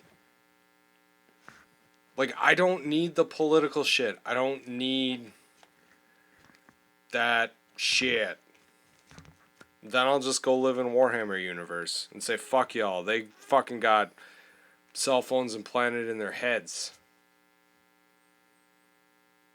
Which is coming around the bend. I don't know, man. I'm just saying, like, for the last 7 years, 10 years. Then I want to take a step back from reality and go way off in the woods. And just be not in reality. Half the reason I fucking read is to escape reality. And that's not... I don't want to say escape, but it is a fun place to go. No, it's a nice break. That's like all the shit I listen to. Like, I don't believe half of it. Like, these dudes are fucking crackpots. Like, you can tell, too, like, some of them are very much seeking attention. Like, just the way they come across, how they talk about it, whatever. But, like, it's fascinating because it's fun because they're telling stories. No, at the end of the day, it's a story, right? Yeah. No, that's why I had been way into that as well. Like, because some of them have very good stories. Yeah. That actually get you thinking. Yeah. Because they take enough pieces of reality and they pepper in their crazy fucking nonsense that it makes you, like, kind of see their point of view, or, like, wonder, like, what if maybe that is. But it's like, it's the little details that the political shit, the fucking, the things people argue about on a daily basis that that's why I'm reading. I don't want to think about that. And if you're going to fucking throw that in my face, I'm out. Well, no, see, So if Dresden is going to don a mask and go out and ride his T-Rex again someday, I'm out. I'll put that on the record right here. Dude, I'm fucking out. I'm only in if Sue is wearing a mask too. No. I'm out.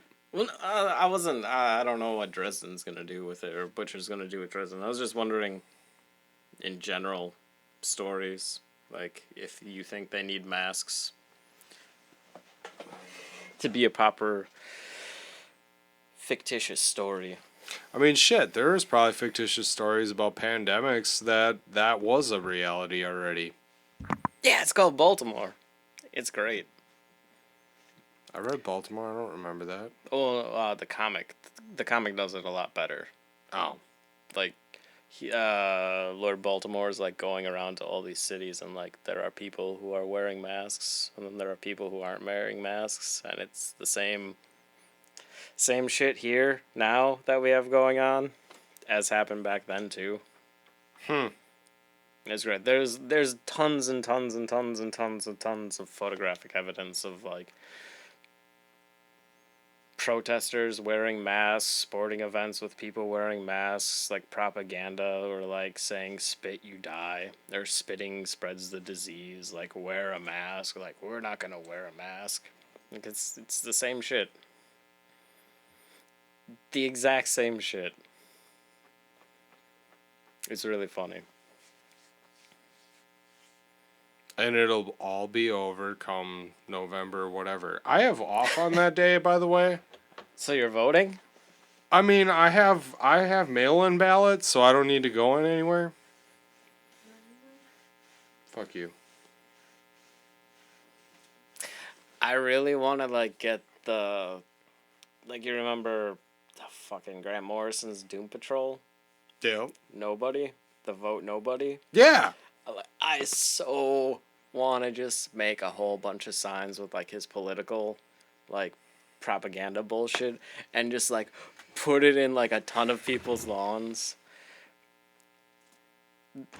The joke will be missed on Everybody. a vast majority. Like I'll drive past. there'll be like 1% of people who understand the reference and think it's the greatest thing ever, and everybody else will get their pitchforks and torches out. And but how can you go wrong with a candidate who is providing the entire population with hallucinogenic bicycles? This is what I'm going to say about Yeah, you ride the bicycle and you get to trip out, and he's gonna give it to everybody. That's his whole entire political campaign. This is what I'm going to say about the whole fucking shit, and then I don't want to talk about politics anymore. Oh, we don't even have to talk about it. I find it funny that there are entertainment services out there, whether it be movies, books, podcasts, radio, music, whatever. I get the argument, especially music changes politics and blah, blah, bullshit. It's entertainment. It's not meant to sway your views. If you cannot go out and read the news and make your own judgments on your own without, like, stay out of my entertainment. I have a huge problem with that shit. I don't want that. Because I seek entertainment for relax and leisure. That's what entertainment is. That's why you go to the bar. That's why you go out to the restaurant. That's why you go to the movies. You want to relax and have a good time and have fun. Nobody has fun arguing about politics. Nobody has ever changed someone's mind arguing about politics. Ever. I don't care what you fucking say, yelling at each other on Facebook or Twitter or whatever is changing no one's mind. You're just pissing each other off and you're fucking getting all wound up about nothing. It's fucking stupid. Stay out of the entertainment. So you're yelling at all the people who are listening. No. Form your own goddamn views. Don't listen to any of our political bullshit. Well, that's the past 15 minutes, that's going very against the entire grain, because people want to be told what they are supposed to believe. Okay, here's what you need to believe. Number one, Swamp Thing is the greatest comic ever created and the greatest character ever. Don't care what the guy across the table says. You just that pissed is off, gospel. You just pissed off 50% of our listeners. That is gospel. Congratulations. Number two, for the 50% that are pissed off, you can come back because John Constantine is the second greatest character ever.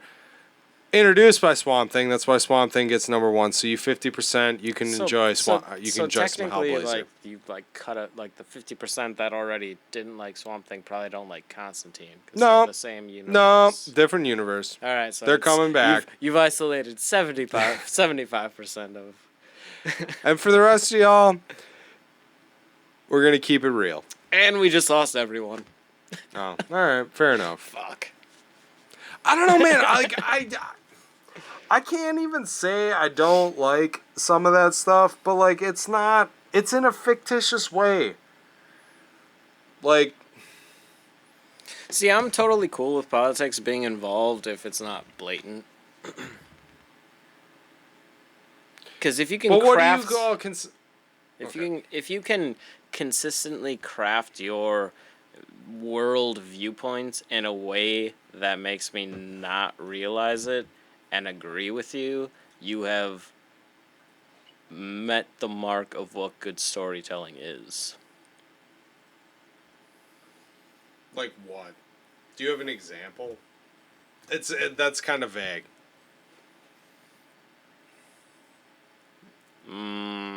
Give me a topic. Well, that's what I'm saying. Like, what are we talking is politics? Technically, everything is politics. Or has become politicized.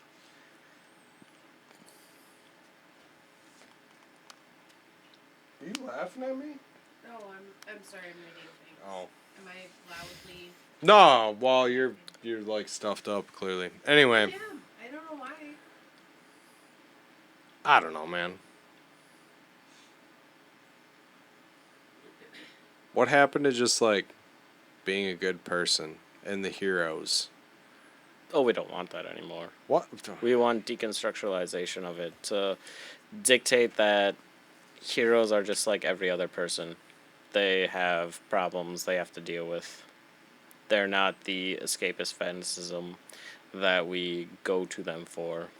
They're just flawed individuals like the rest of us. They just have Okay, prime example. Okay. Dresden, right? Mm-hmm. He's extremely flawed. He deals with his problems, right? Every problem that comes up, he stands up, he does his best. How is that a bad thing? Well, it's not, because I don't think Dresden is like, the terminology is like the aspirational hero and the cathartic hero. I think Dresden falls into the cathartic hero vein of stuff. He's pretty much like Butcher has pitched Dresden as like he's the everyman. Yeah, every man's man. Yeah. Why don't So that's people like- want that? Well, apparently some people do, but narratives get pushed that that's not what people want. Oh, I was watching, so they can brainwash our asses. which is what they like. Depending on how deep you want to go into conspiratory theory, like Disney has been doing it for a very long time. Believe it. Yeah, with the whole princess Yep. and prince stuff. Exactly what I was if you thinking wanna as go soon as to. you said it. Right. And so now it's switched. Like now it has a lot of strong female leads. Ah. So they're trying to alter the thing. But like cigarettes are crazy. Like, you know why like cigarettes are there was a big marketing campaign back when feminist rights first started, like directing their product directly at women to Yep. show that this is a way that you can rebel against the status quo. Yep. And how, like, because we were talking before about how DC, like, has good stories or whatever, and they can tell them, and they are doing fine. But AT&T, a big company that only cares about numbers and money, will dictate what these smaller companies do just to make more profit. Thus, which is like your smoking Hellblazer is gone. which their trade sales, like, because I was waiting for the trades to get them because I missed out on like the initial thing, and which I don't think myself would have swayed the entire decision, but there's probably a lot of people that were like me, were like, hey, this is a good story, I'll read what my friend hooks me up with, and then when it gets collected, I'll read it, and it'll just keep coming out. But I fucked up, and like in the comic book world, like you have to like continuously buy the stuff. But there's a chance that even that wouldn't have mattered. Cy Superior was pissed about it. He's like, we gave it everything we had. It just didn't meet the sales mark that it was supposed to. Dude, and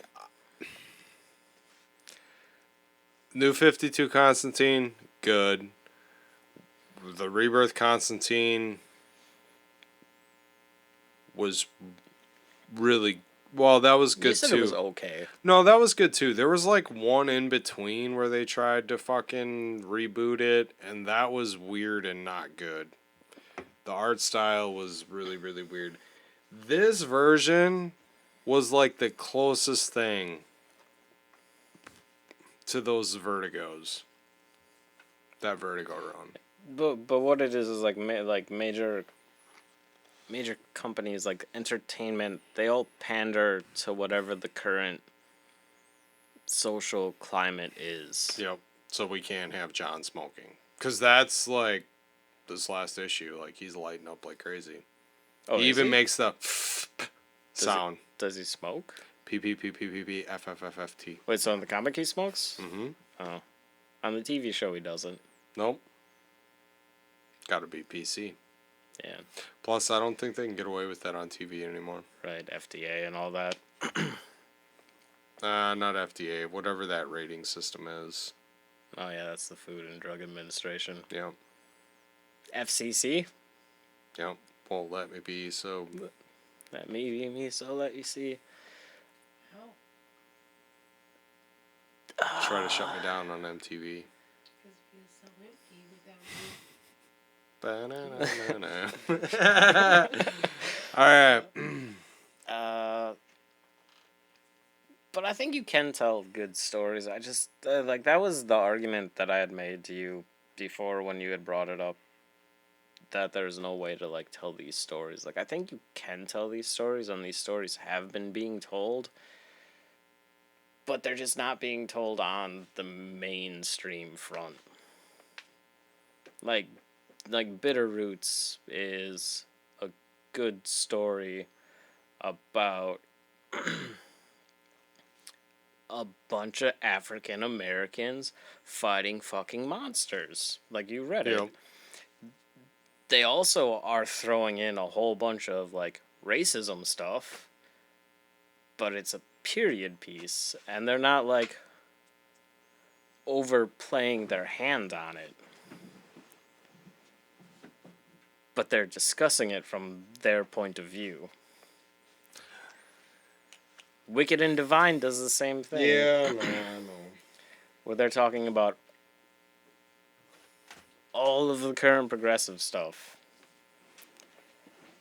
But they're not like, you have to think this way or else you're wrong. They're bringing up different points of view. And they're letting you decide whether or not you are viewing this protagonist as a protagonist or an antagonist. Especially in that book. Because they change sides a lot. Yeah, all the time. Yeah. Alright. I redact my statement. And, like, some of the Kickstarter stuff, like, I've backed, like, the Dragon one, Code 45, like, deals with, like, the pitch is, like, a strong female protagonist in a drug-fueled Montreal night scene, and there are dragons. Like, the pitch for me is annoying because I don't get why they have to, like, push that.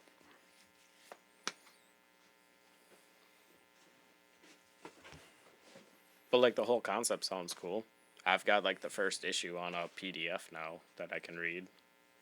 They sent me 3 fucking versions of it. I got a black and white version, I've got a color version, and I've got a high def color version. Did you see that the Oz thing that we back? Did you back that yet? Oh, yeah. Did you see it just unlocked the stretch goal for like the digital extravaganza? Like we're getting a whole shit ton of Yeah. digital comics. Some of it I don't care about. The Kevin Eastman thing interests the hell out of me. And I know you were talking like earlier. Well, not earlier, but like you texted me a couple days ago, like, is it worth it? And I was thinking about it today because I'm like, this Oz thing was funded in less than 12 hours. And I was like, why the fuck would you put the bar so fucking low? I was wondering that when I looked at other Kickstarters too. Yeah. And then I figured out, I'm like, oh, there's all these stretch goals. So my $23 not only gets me the book, a physical copy of the book, which is what I like. It gets me a digital copy of it, which is whatever. But now I have... No, you're gonna get the digital first, so then you get to choose if you want to. Yeah, wait. I had, what was that, Metro? I had that like months before I finally got it, and I never opened it. Yeah, but like wait, what are we talking about? Well, no. The So money concept my with point is like, so $23. Now we're probably gonna unlock a print that we're gonna get. We got all these digital comics. You're like slowly knocking down the price. Now the question is all this extra junk worth it? In the moment, I'm like, yeah, free stuff. But then I'm like, wait, it was one issue for 45 pages. Like, but the digital thing interests me. but it's 20. That's what I was wondering, cause like, so we'll just go with like a base price of $5 for comic books. Yep. That's fair. Yep. All right, so like, and most comic books are like 18 to 22 pages. Yep. That's fair. So $10 for 2 comics, but this is like like the 44 pages is like 2 comics essentially, and it's not gonna have ads. It's probably like 2.5. Oh yeah, and it's not gonna have ads, so then it's probably like pretty close to 3. So, oh yeah, I guess Well, one of them that we backed, isn't it 75 pages? the D something word Yep. engine thing, Yep. Cullen Bunn thing. Yep. Yeah, I think that one was like pretty big. Yeah. And one of them is 2 pretty big issues. I don't know, I backed 3 things recently. Oh, that started like That Stalingrad thing. Stalingrad in Hell. Yeah, but that was like, I think that was 20, and it was gonna be essentially trade size. Yeah, that's the one that's like 75 pages. The Cullen Bunn Yeah. one is like 2 issues. Yeah, 2 separate issues. How Yep. does that work? Like he's gonna send out 1 issue, and then like a second issue, I'm or they're guessing just it's all gonna gonna be come out together. once. I hope it does. I don't know, I'm excited. Some of that stuff's supposed to be shipping out in September. Yeah, I'm Stalingrad in Hell. I don't know, I'm pumped. I like Cullen Bunn. That dude is fucking good. Why he's not doing more shit right now, I don't know. Oh, because the industry is weird. And I really think he probably did something to some lady at some point that was offended, and it's gonna come out and bite him in the ass, and then we're all fucked. maybe. I don't know. I find like the independent like. So I feel bad because I got you like way more invested in like the mainstream too. Yeah, because I had been pretty fringe for a long Yeah. time. And Fringe is like where the actual good stuff is. Sometimes. I would argue there's good shit out there from the mainstream. It just...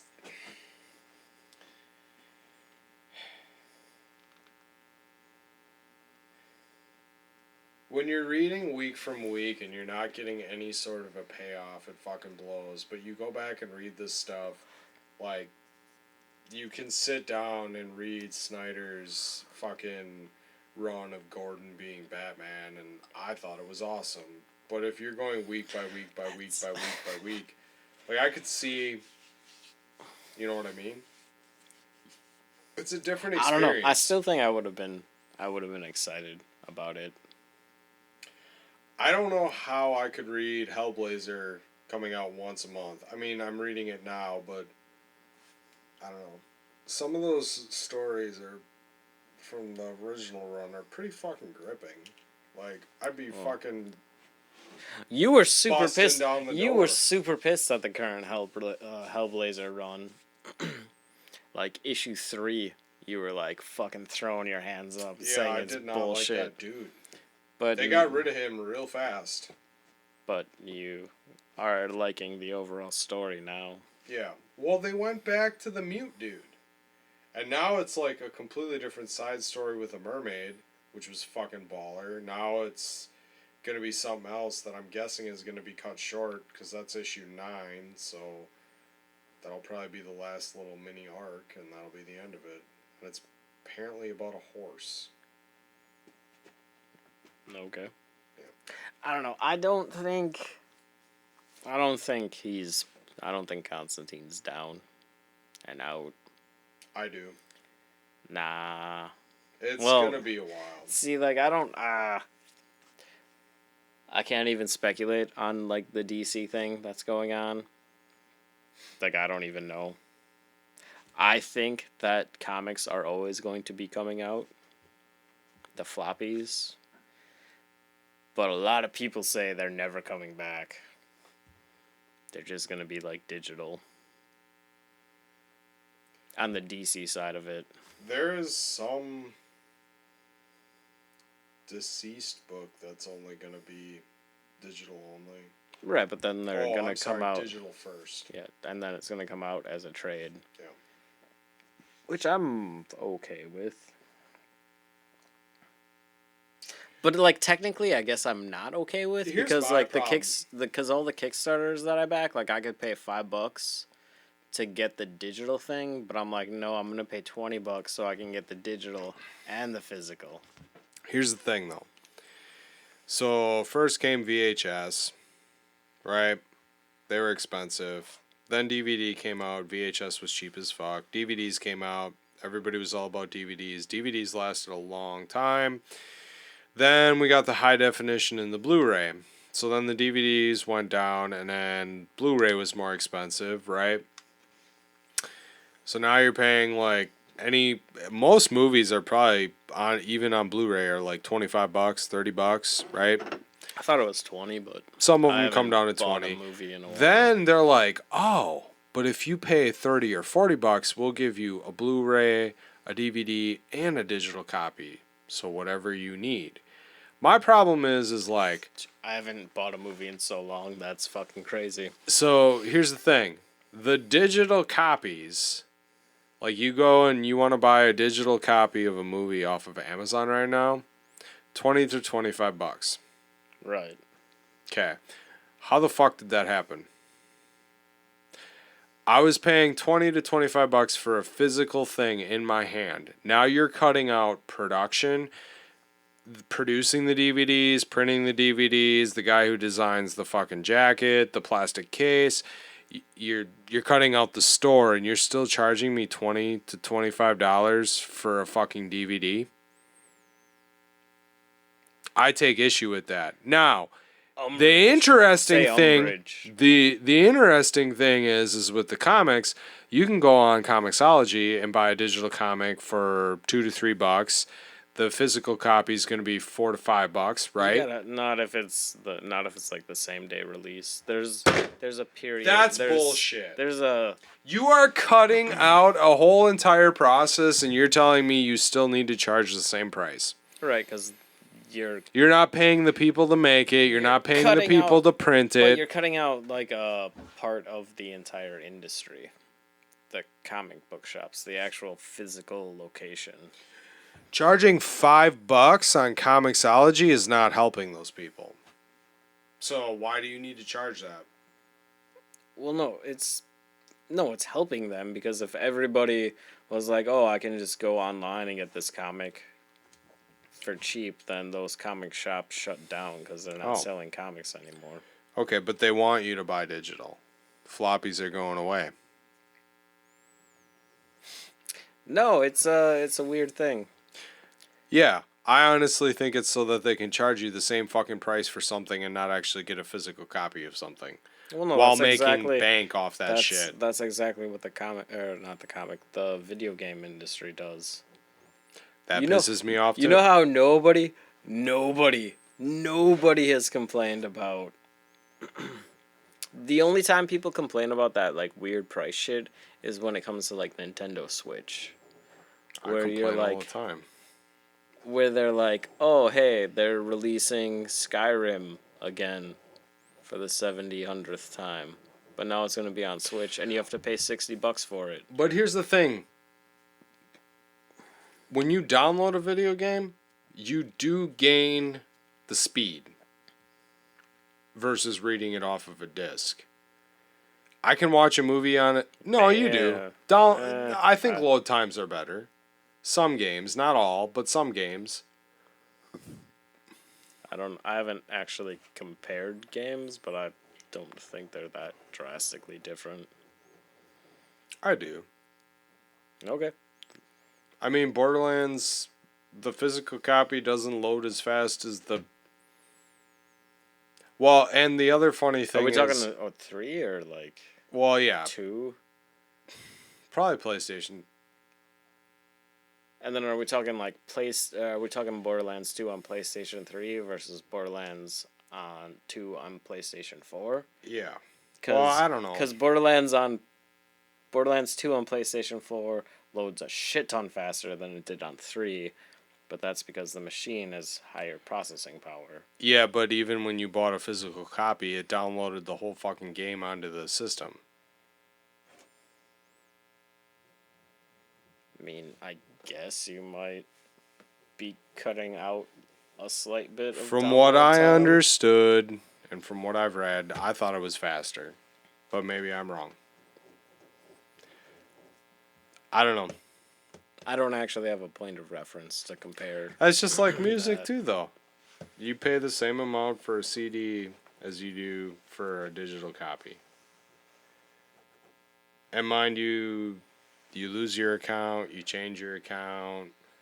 They just decide to fuck you over and say after so many years, you're not allowed to access this anymore, whatever. No, You're fucked. That's the thing. That's the thing with digital. I have all my stuff here. No, that's why people like the tangible thing. And it's the same fucking price. And they still release it in a tangible way. Yeah. Well, it's like you have the license to use a product as opposed to you own a product. That's a good point. I don't know, we're way off. It's not a point. It's just the thing of it.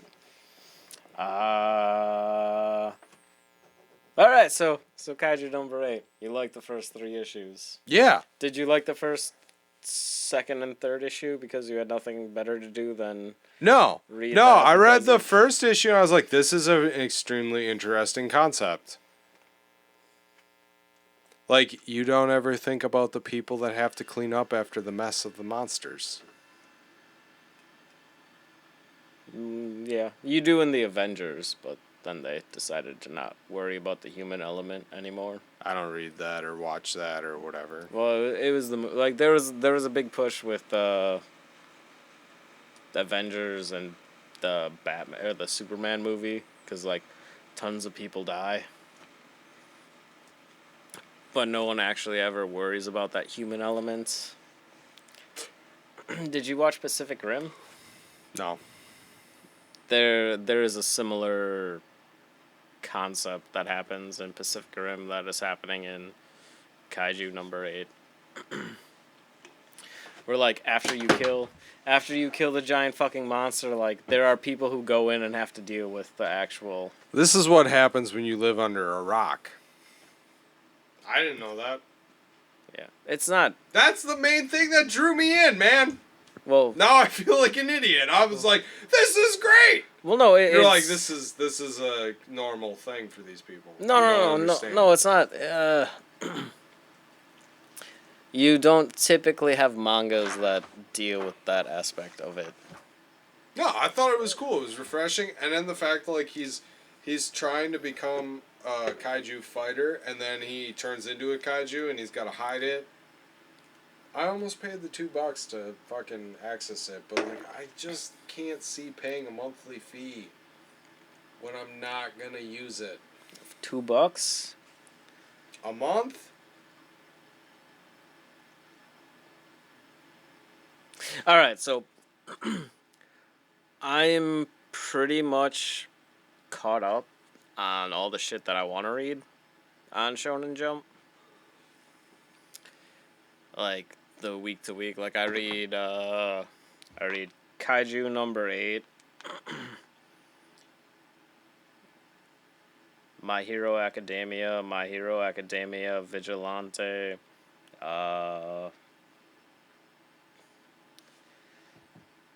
what else? The Soul Reaper girl thing. I'm like scrolling through Bone Collection. What else is there? No, I The believe Ghost you, man. Paradox Time Rider. Like I'm Chainsaw Man. Chainsaw Man's fucking awesome. When that gets dropped as trades, I'm gonna get them and hook you up with them. Like so, I have like 7 series that I'm like caught up on, and like current, but there's also like a whole backlog catalog. Like I can read 980 issues of One Piece for $2 a month, Yeah, I know. and that'll take me. Do they got Shaman long King time. on there? They do not, even though it is part of like the whole Viz something I'm out. empire.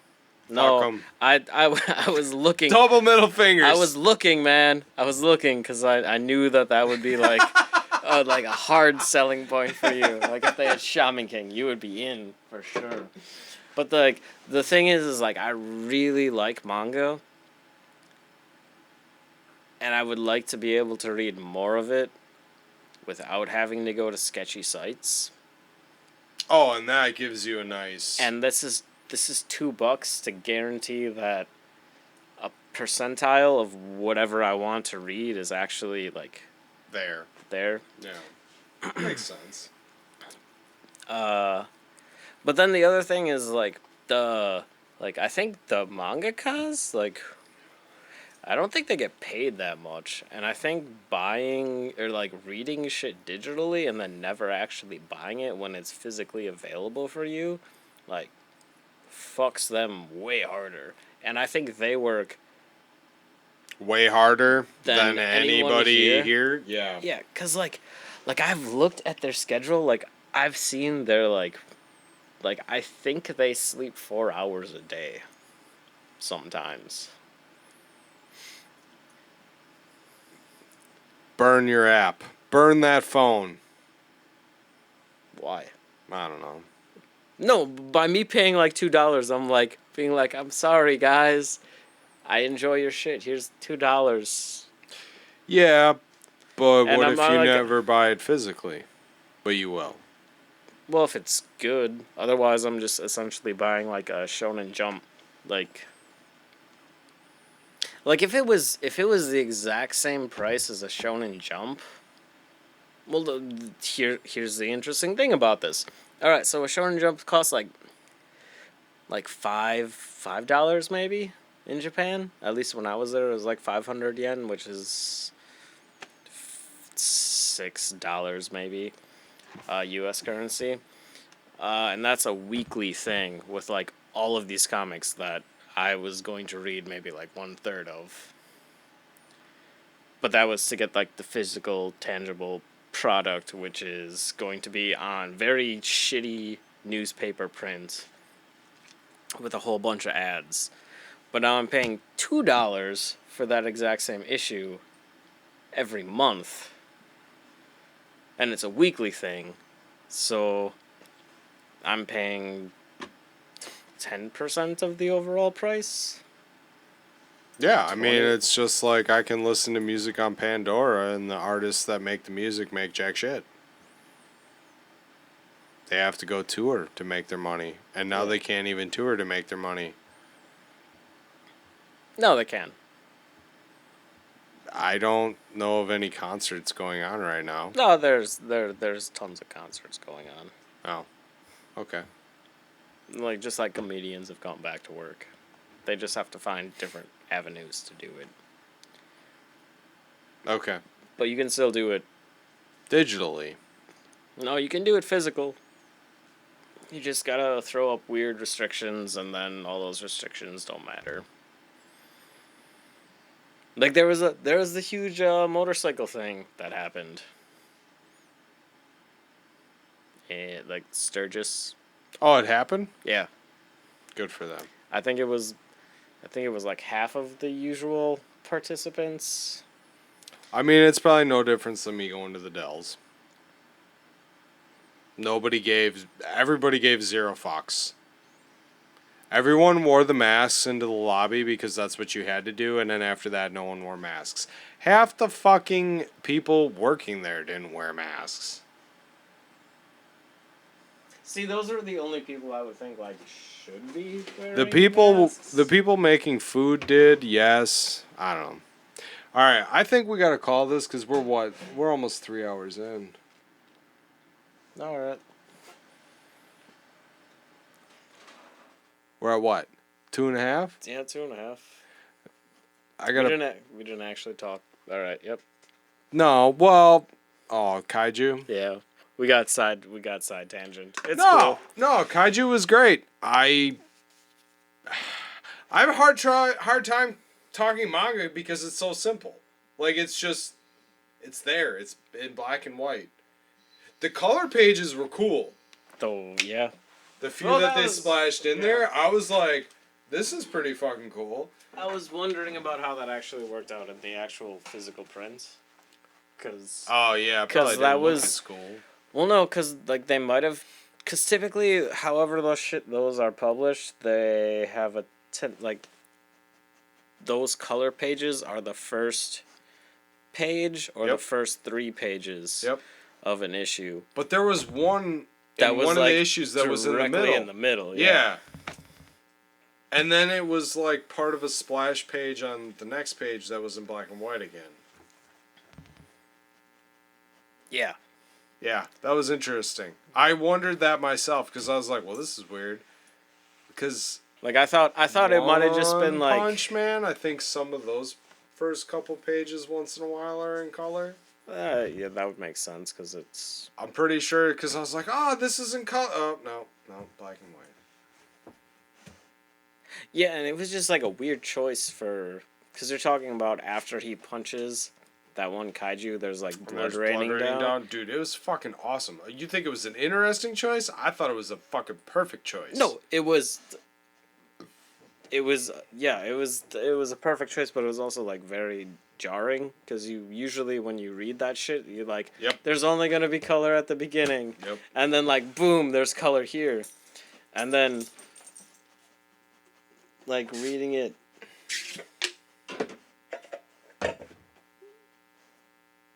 There's a June bug that Oscar's maybe going to eat. Go for it, dude. I didn't even know there was a June bug down here. Motherfucker. I don't think that's a June bug. Or it's just Oscar's like best friend now. That is an interesting bug. Oh, that's a bee. It's a Oh. bumblebee. Nope, that's a wasp. This? No, that's not a wasp. Yeah, I'm taking that shit out. Don't care. He doesn't need to get stung. Number one. Number two, I don't know how the fuck they're getting in the house.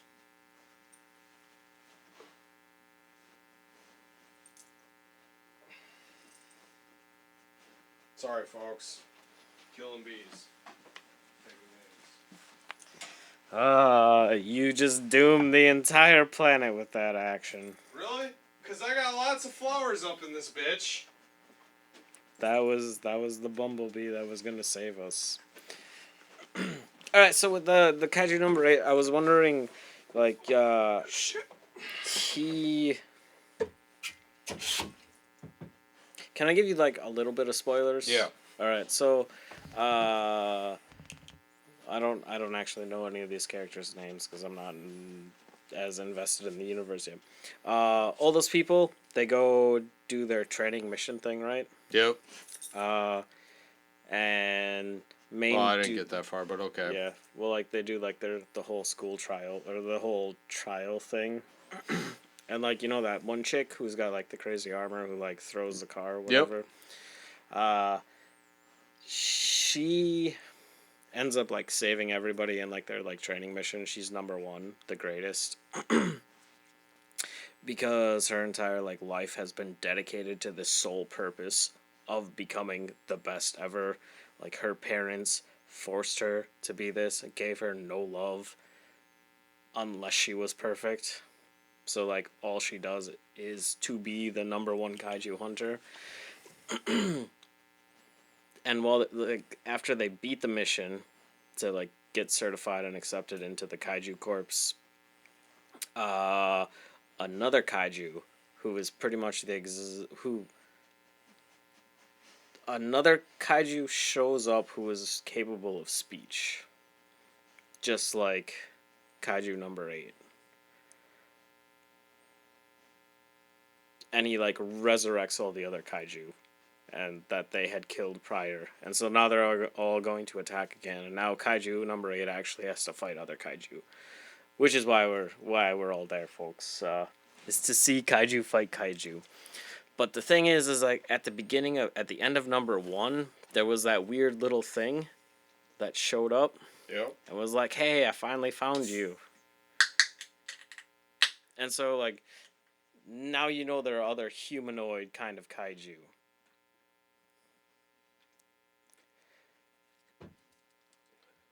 Who is sending the kaiju and why? Like, why do you think that... Why do you ask all these questions? Because you're trying to tell me that, like, these manga are simple. There's nothing really to talk about. I can give you a shit ton of things to talk about in, like, almost any comic. And I can give you But I just sit back and I'm like, this is awesome! Like, am I wrong? No, you're fine thinking it's awesome, but then there are questions of like why is it so awesome? Like you remember our talk about Gantz that like got tragically cut super short. The like Gantz Volume 4 or whatever. Yeah, why did it get cut short though? 'Cause like we didn't record it. Oh yeah. So we only got right. like the tail end, but we had like 2 hours. But that's. Yeah, I mean, I think with manga, like, I need to read more than 3 chapters. No, there's kind of a lot that we could talk about. Like, how do you feel about the comedic twists in there? I liked it. I laughed. You weren't disappointed by it? Like, was it actually funny? Do you think it, like, detracts from the characters, like, overall? No. I liked because this seemed very much like this guy's doing shit work. Like, it's a very relatable comic. Not that I'm going to turn into a kaiju, but be cool. Oh, so it's relatable? Yeah. I mean, that's why I like the humor. Like, the pop culture references and the humor in Dresden Files is what makes Harry seem very real. But so it's more real than like a lot of other comics you've read.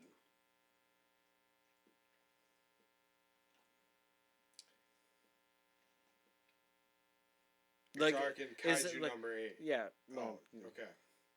Well, you were saying you were saying like yes Dresden and no. And kaiju yes number and 8. No. I mean, there's relatable qualities in some of the characters that I read from like a day-to-day, like, I don't know. It's an escape. I was like, this guy's going to a shitty job. He hates his job. That's relatable. He jokes about shit. They literally have to clean up the intestines of these kaiju, which is fucking hilarious. They're in the fucking shit. Like, literally. Like, that metaphor is great. Okay. And basically how I feel about my job right now, it really lines up. So Right, so that's one of the questions then about it, because a lot of Shonen Jump is targeted towards a lot of manga in general is targeted at a certain demographic, Yeah. like high schoolers. There's adults. Oh, A well, vast okay, majority okay. of You want to comics. talk about that? Like, I walk around and I'm like, that guy's older than me. That guy's older than me. That guy's older than me. I act like a fucking kid. Oh no! I still feel like a kid. I dress like a kid. That's not what that's not the point. Like a lot of manga is targeted at a certain demographic. Like it is about that trial that happens between high school and becoming an adult. There are very few mangas that actually deal with the actualization of adulthood and what it is and whether or not there is something more to propel forward towards. I don't think that's necessarily that what this comic is going for, though. You don't? No. It's like a guy working at McDonald's in Japan. It's a teenager. It's relatable to them as much as it's relatable to us. It's just, I don't know, newsflash, like there's no job you're going to enjoy. Work is work. I don't care what you do. At the end of the day, it sucks. It's work. I truly do believe that. I could be playing on a stage right now at a concert. I could be brewing beer. I could be writing a fucking Bigfoot Chronicle. I could be out doing whatever my dream job is. And at the end of the day, it's still work. And work sucks.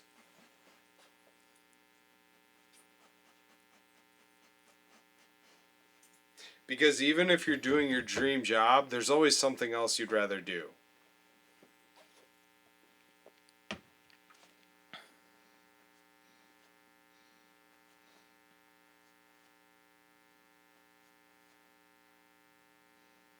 Did I just break you? No, I just like stop talking when people like talk stupid shit. Really? Yep. It's a thing I realized recently. You think that's stupid? I think it's preposterous, yeah. You think if you found your dream job, you would enjoy it? I'm thinking there's a very drastic difference from like being pissed off at a job that you have because it sucks versus being pissed off at a job that you enjoy doing and having like, That makes sense. and you're just saying that like it doesn't matter if you actually get your dream job because it's going to suck too. So why the fuck should you even try to like strive for anything other than bullshit? Because everything is going to suck regardless of what you do. That's not what I'm saying. I'm saying like I'm just trying to say like work sucks. Like, but no, work doesn't suck because I have been in situations where work doesn't suck. like what? Like anytime I was actually doing like fucking writing shit, like it sucked. But it didn't suck as bad as, you know, crawling through a crawl space that's 100 degrees. Trying to like stand on the wood structures and making sure you don't ram your face into a nail that's protruding from the roof. Did you get paid for writing?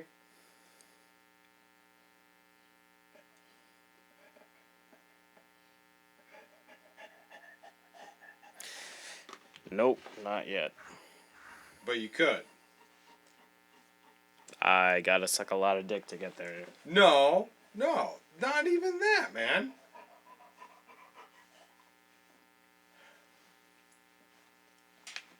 I'm just saying. Okay, this is a whole separate conversation. No, let's back up. it No, it fits doesn't. It fits No, into I'm this. saying like,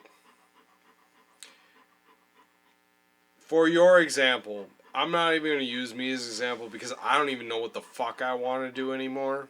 Like, I don't seem to ever stick with one thing. You've always been writing. Writing's your thing. You could go get a job at a newspaper somewhere. And is it writing what you want to write? No. But you could get paid for doing something you like to do. You could write articles for websites and shit. Right, correct. Is it what you want to do? No. But it could get you where you want to go. Which is the point of Kaiju number 8.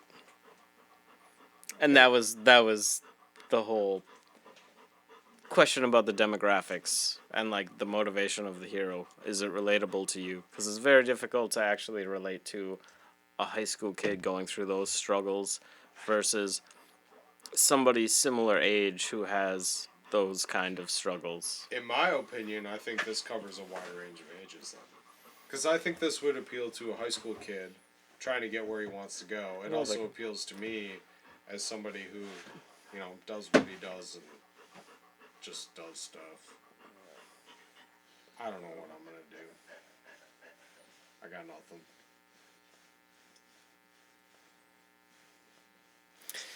But you deciding to write got me writing. So. Really? Yeah. Hey, so let's end this, and I'll go see if I can find what I wrote down about Bigfoot. Okay. I don't mean to cut it short. It's 3 hours. But, I really gotta pee, number 1. Number 2, it's getting late. Number 3, you're writing, so now I want to talk about that. But we don't have to talk about that here. That's fair. We don't want our ideas stolen. Right! So you have just been listening to Toucan Rant. We're just two cans with two tall cans who can rant because we got two tall cans. Peace out, motherfuckers.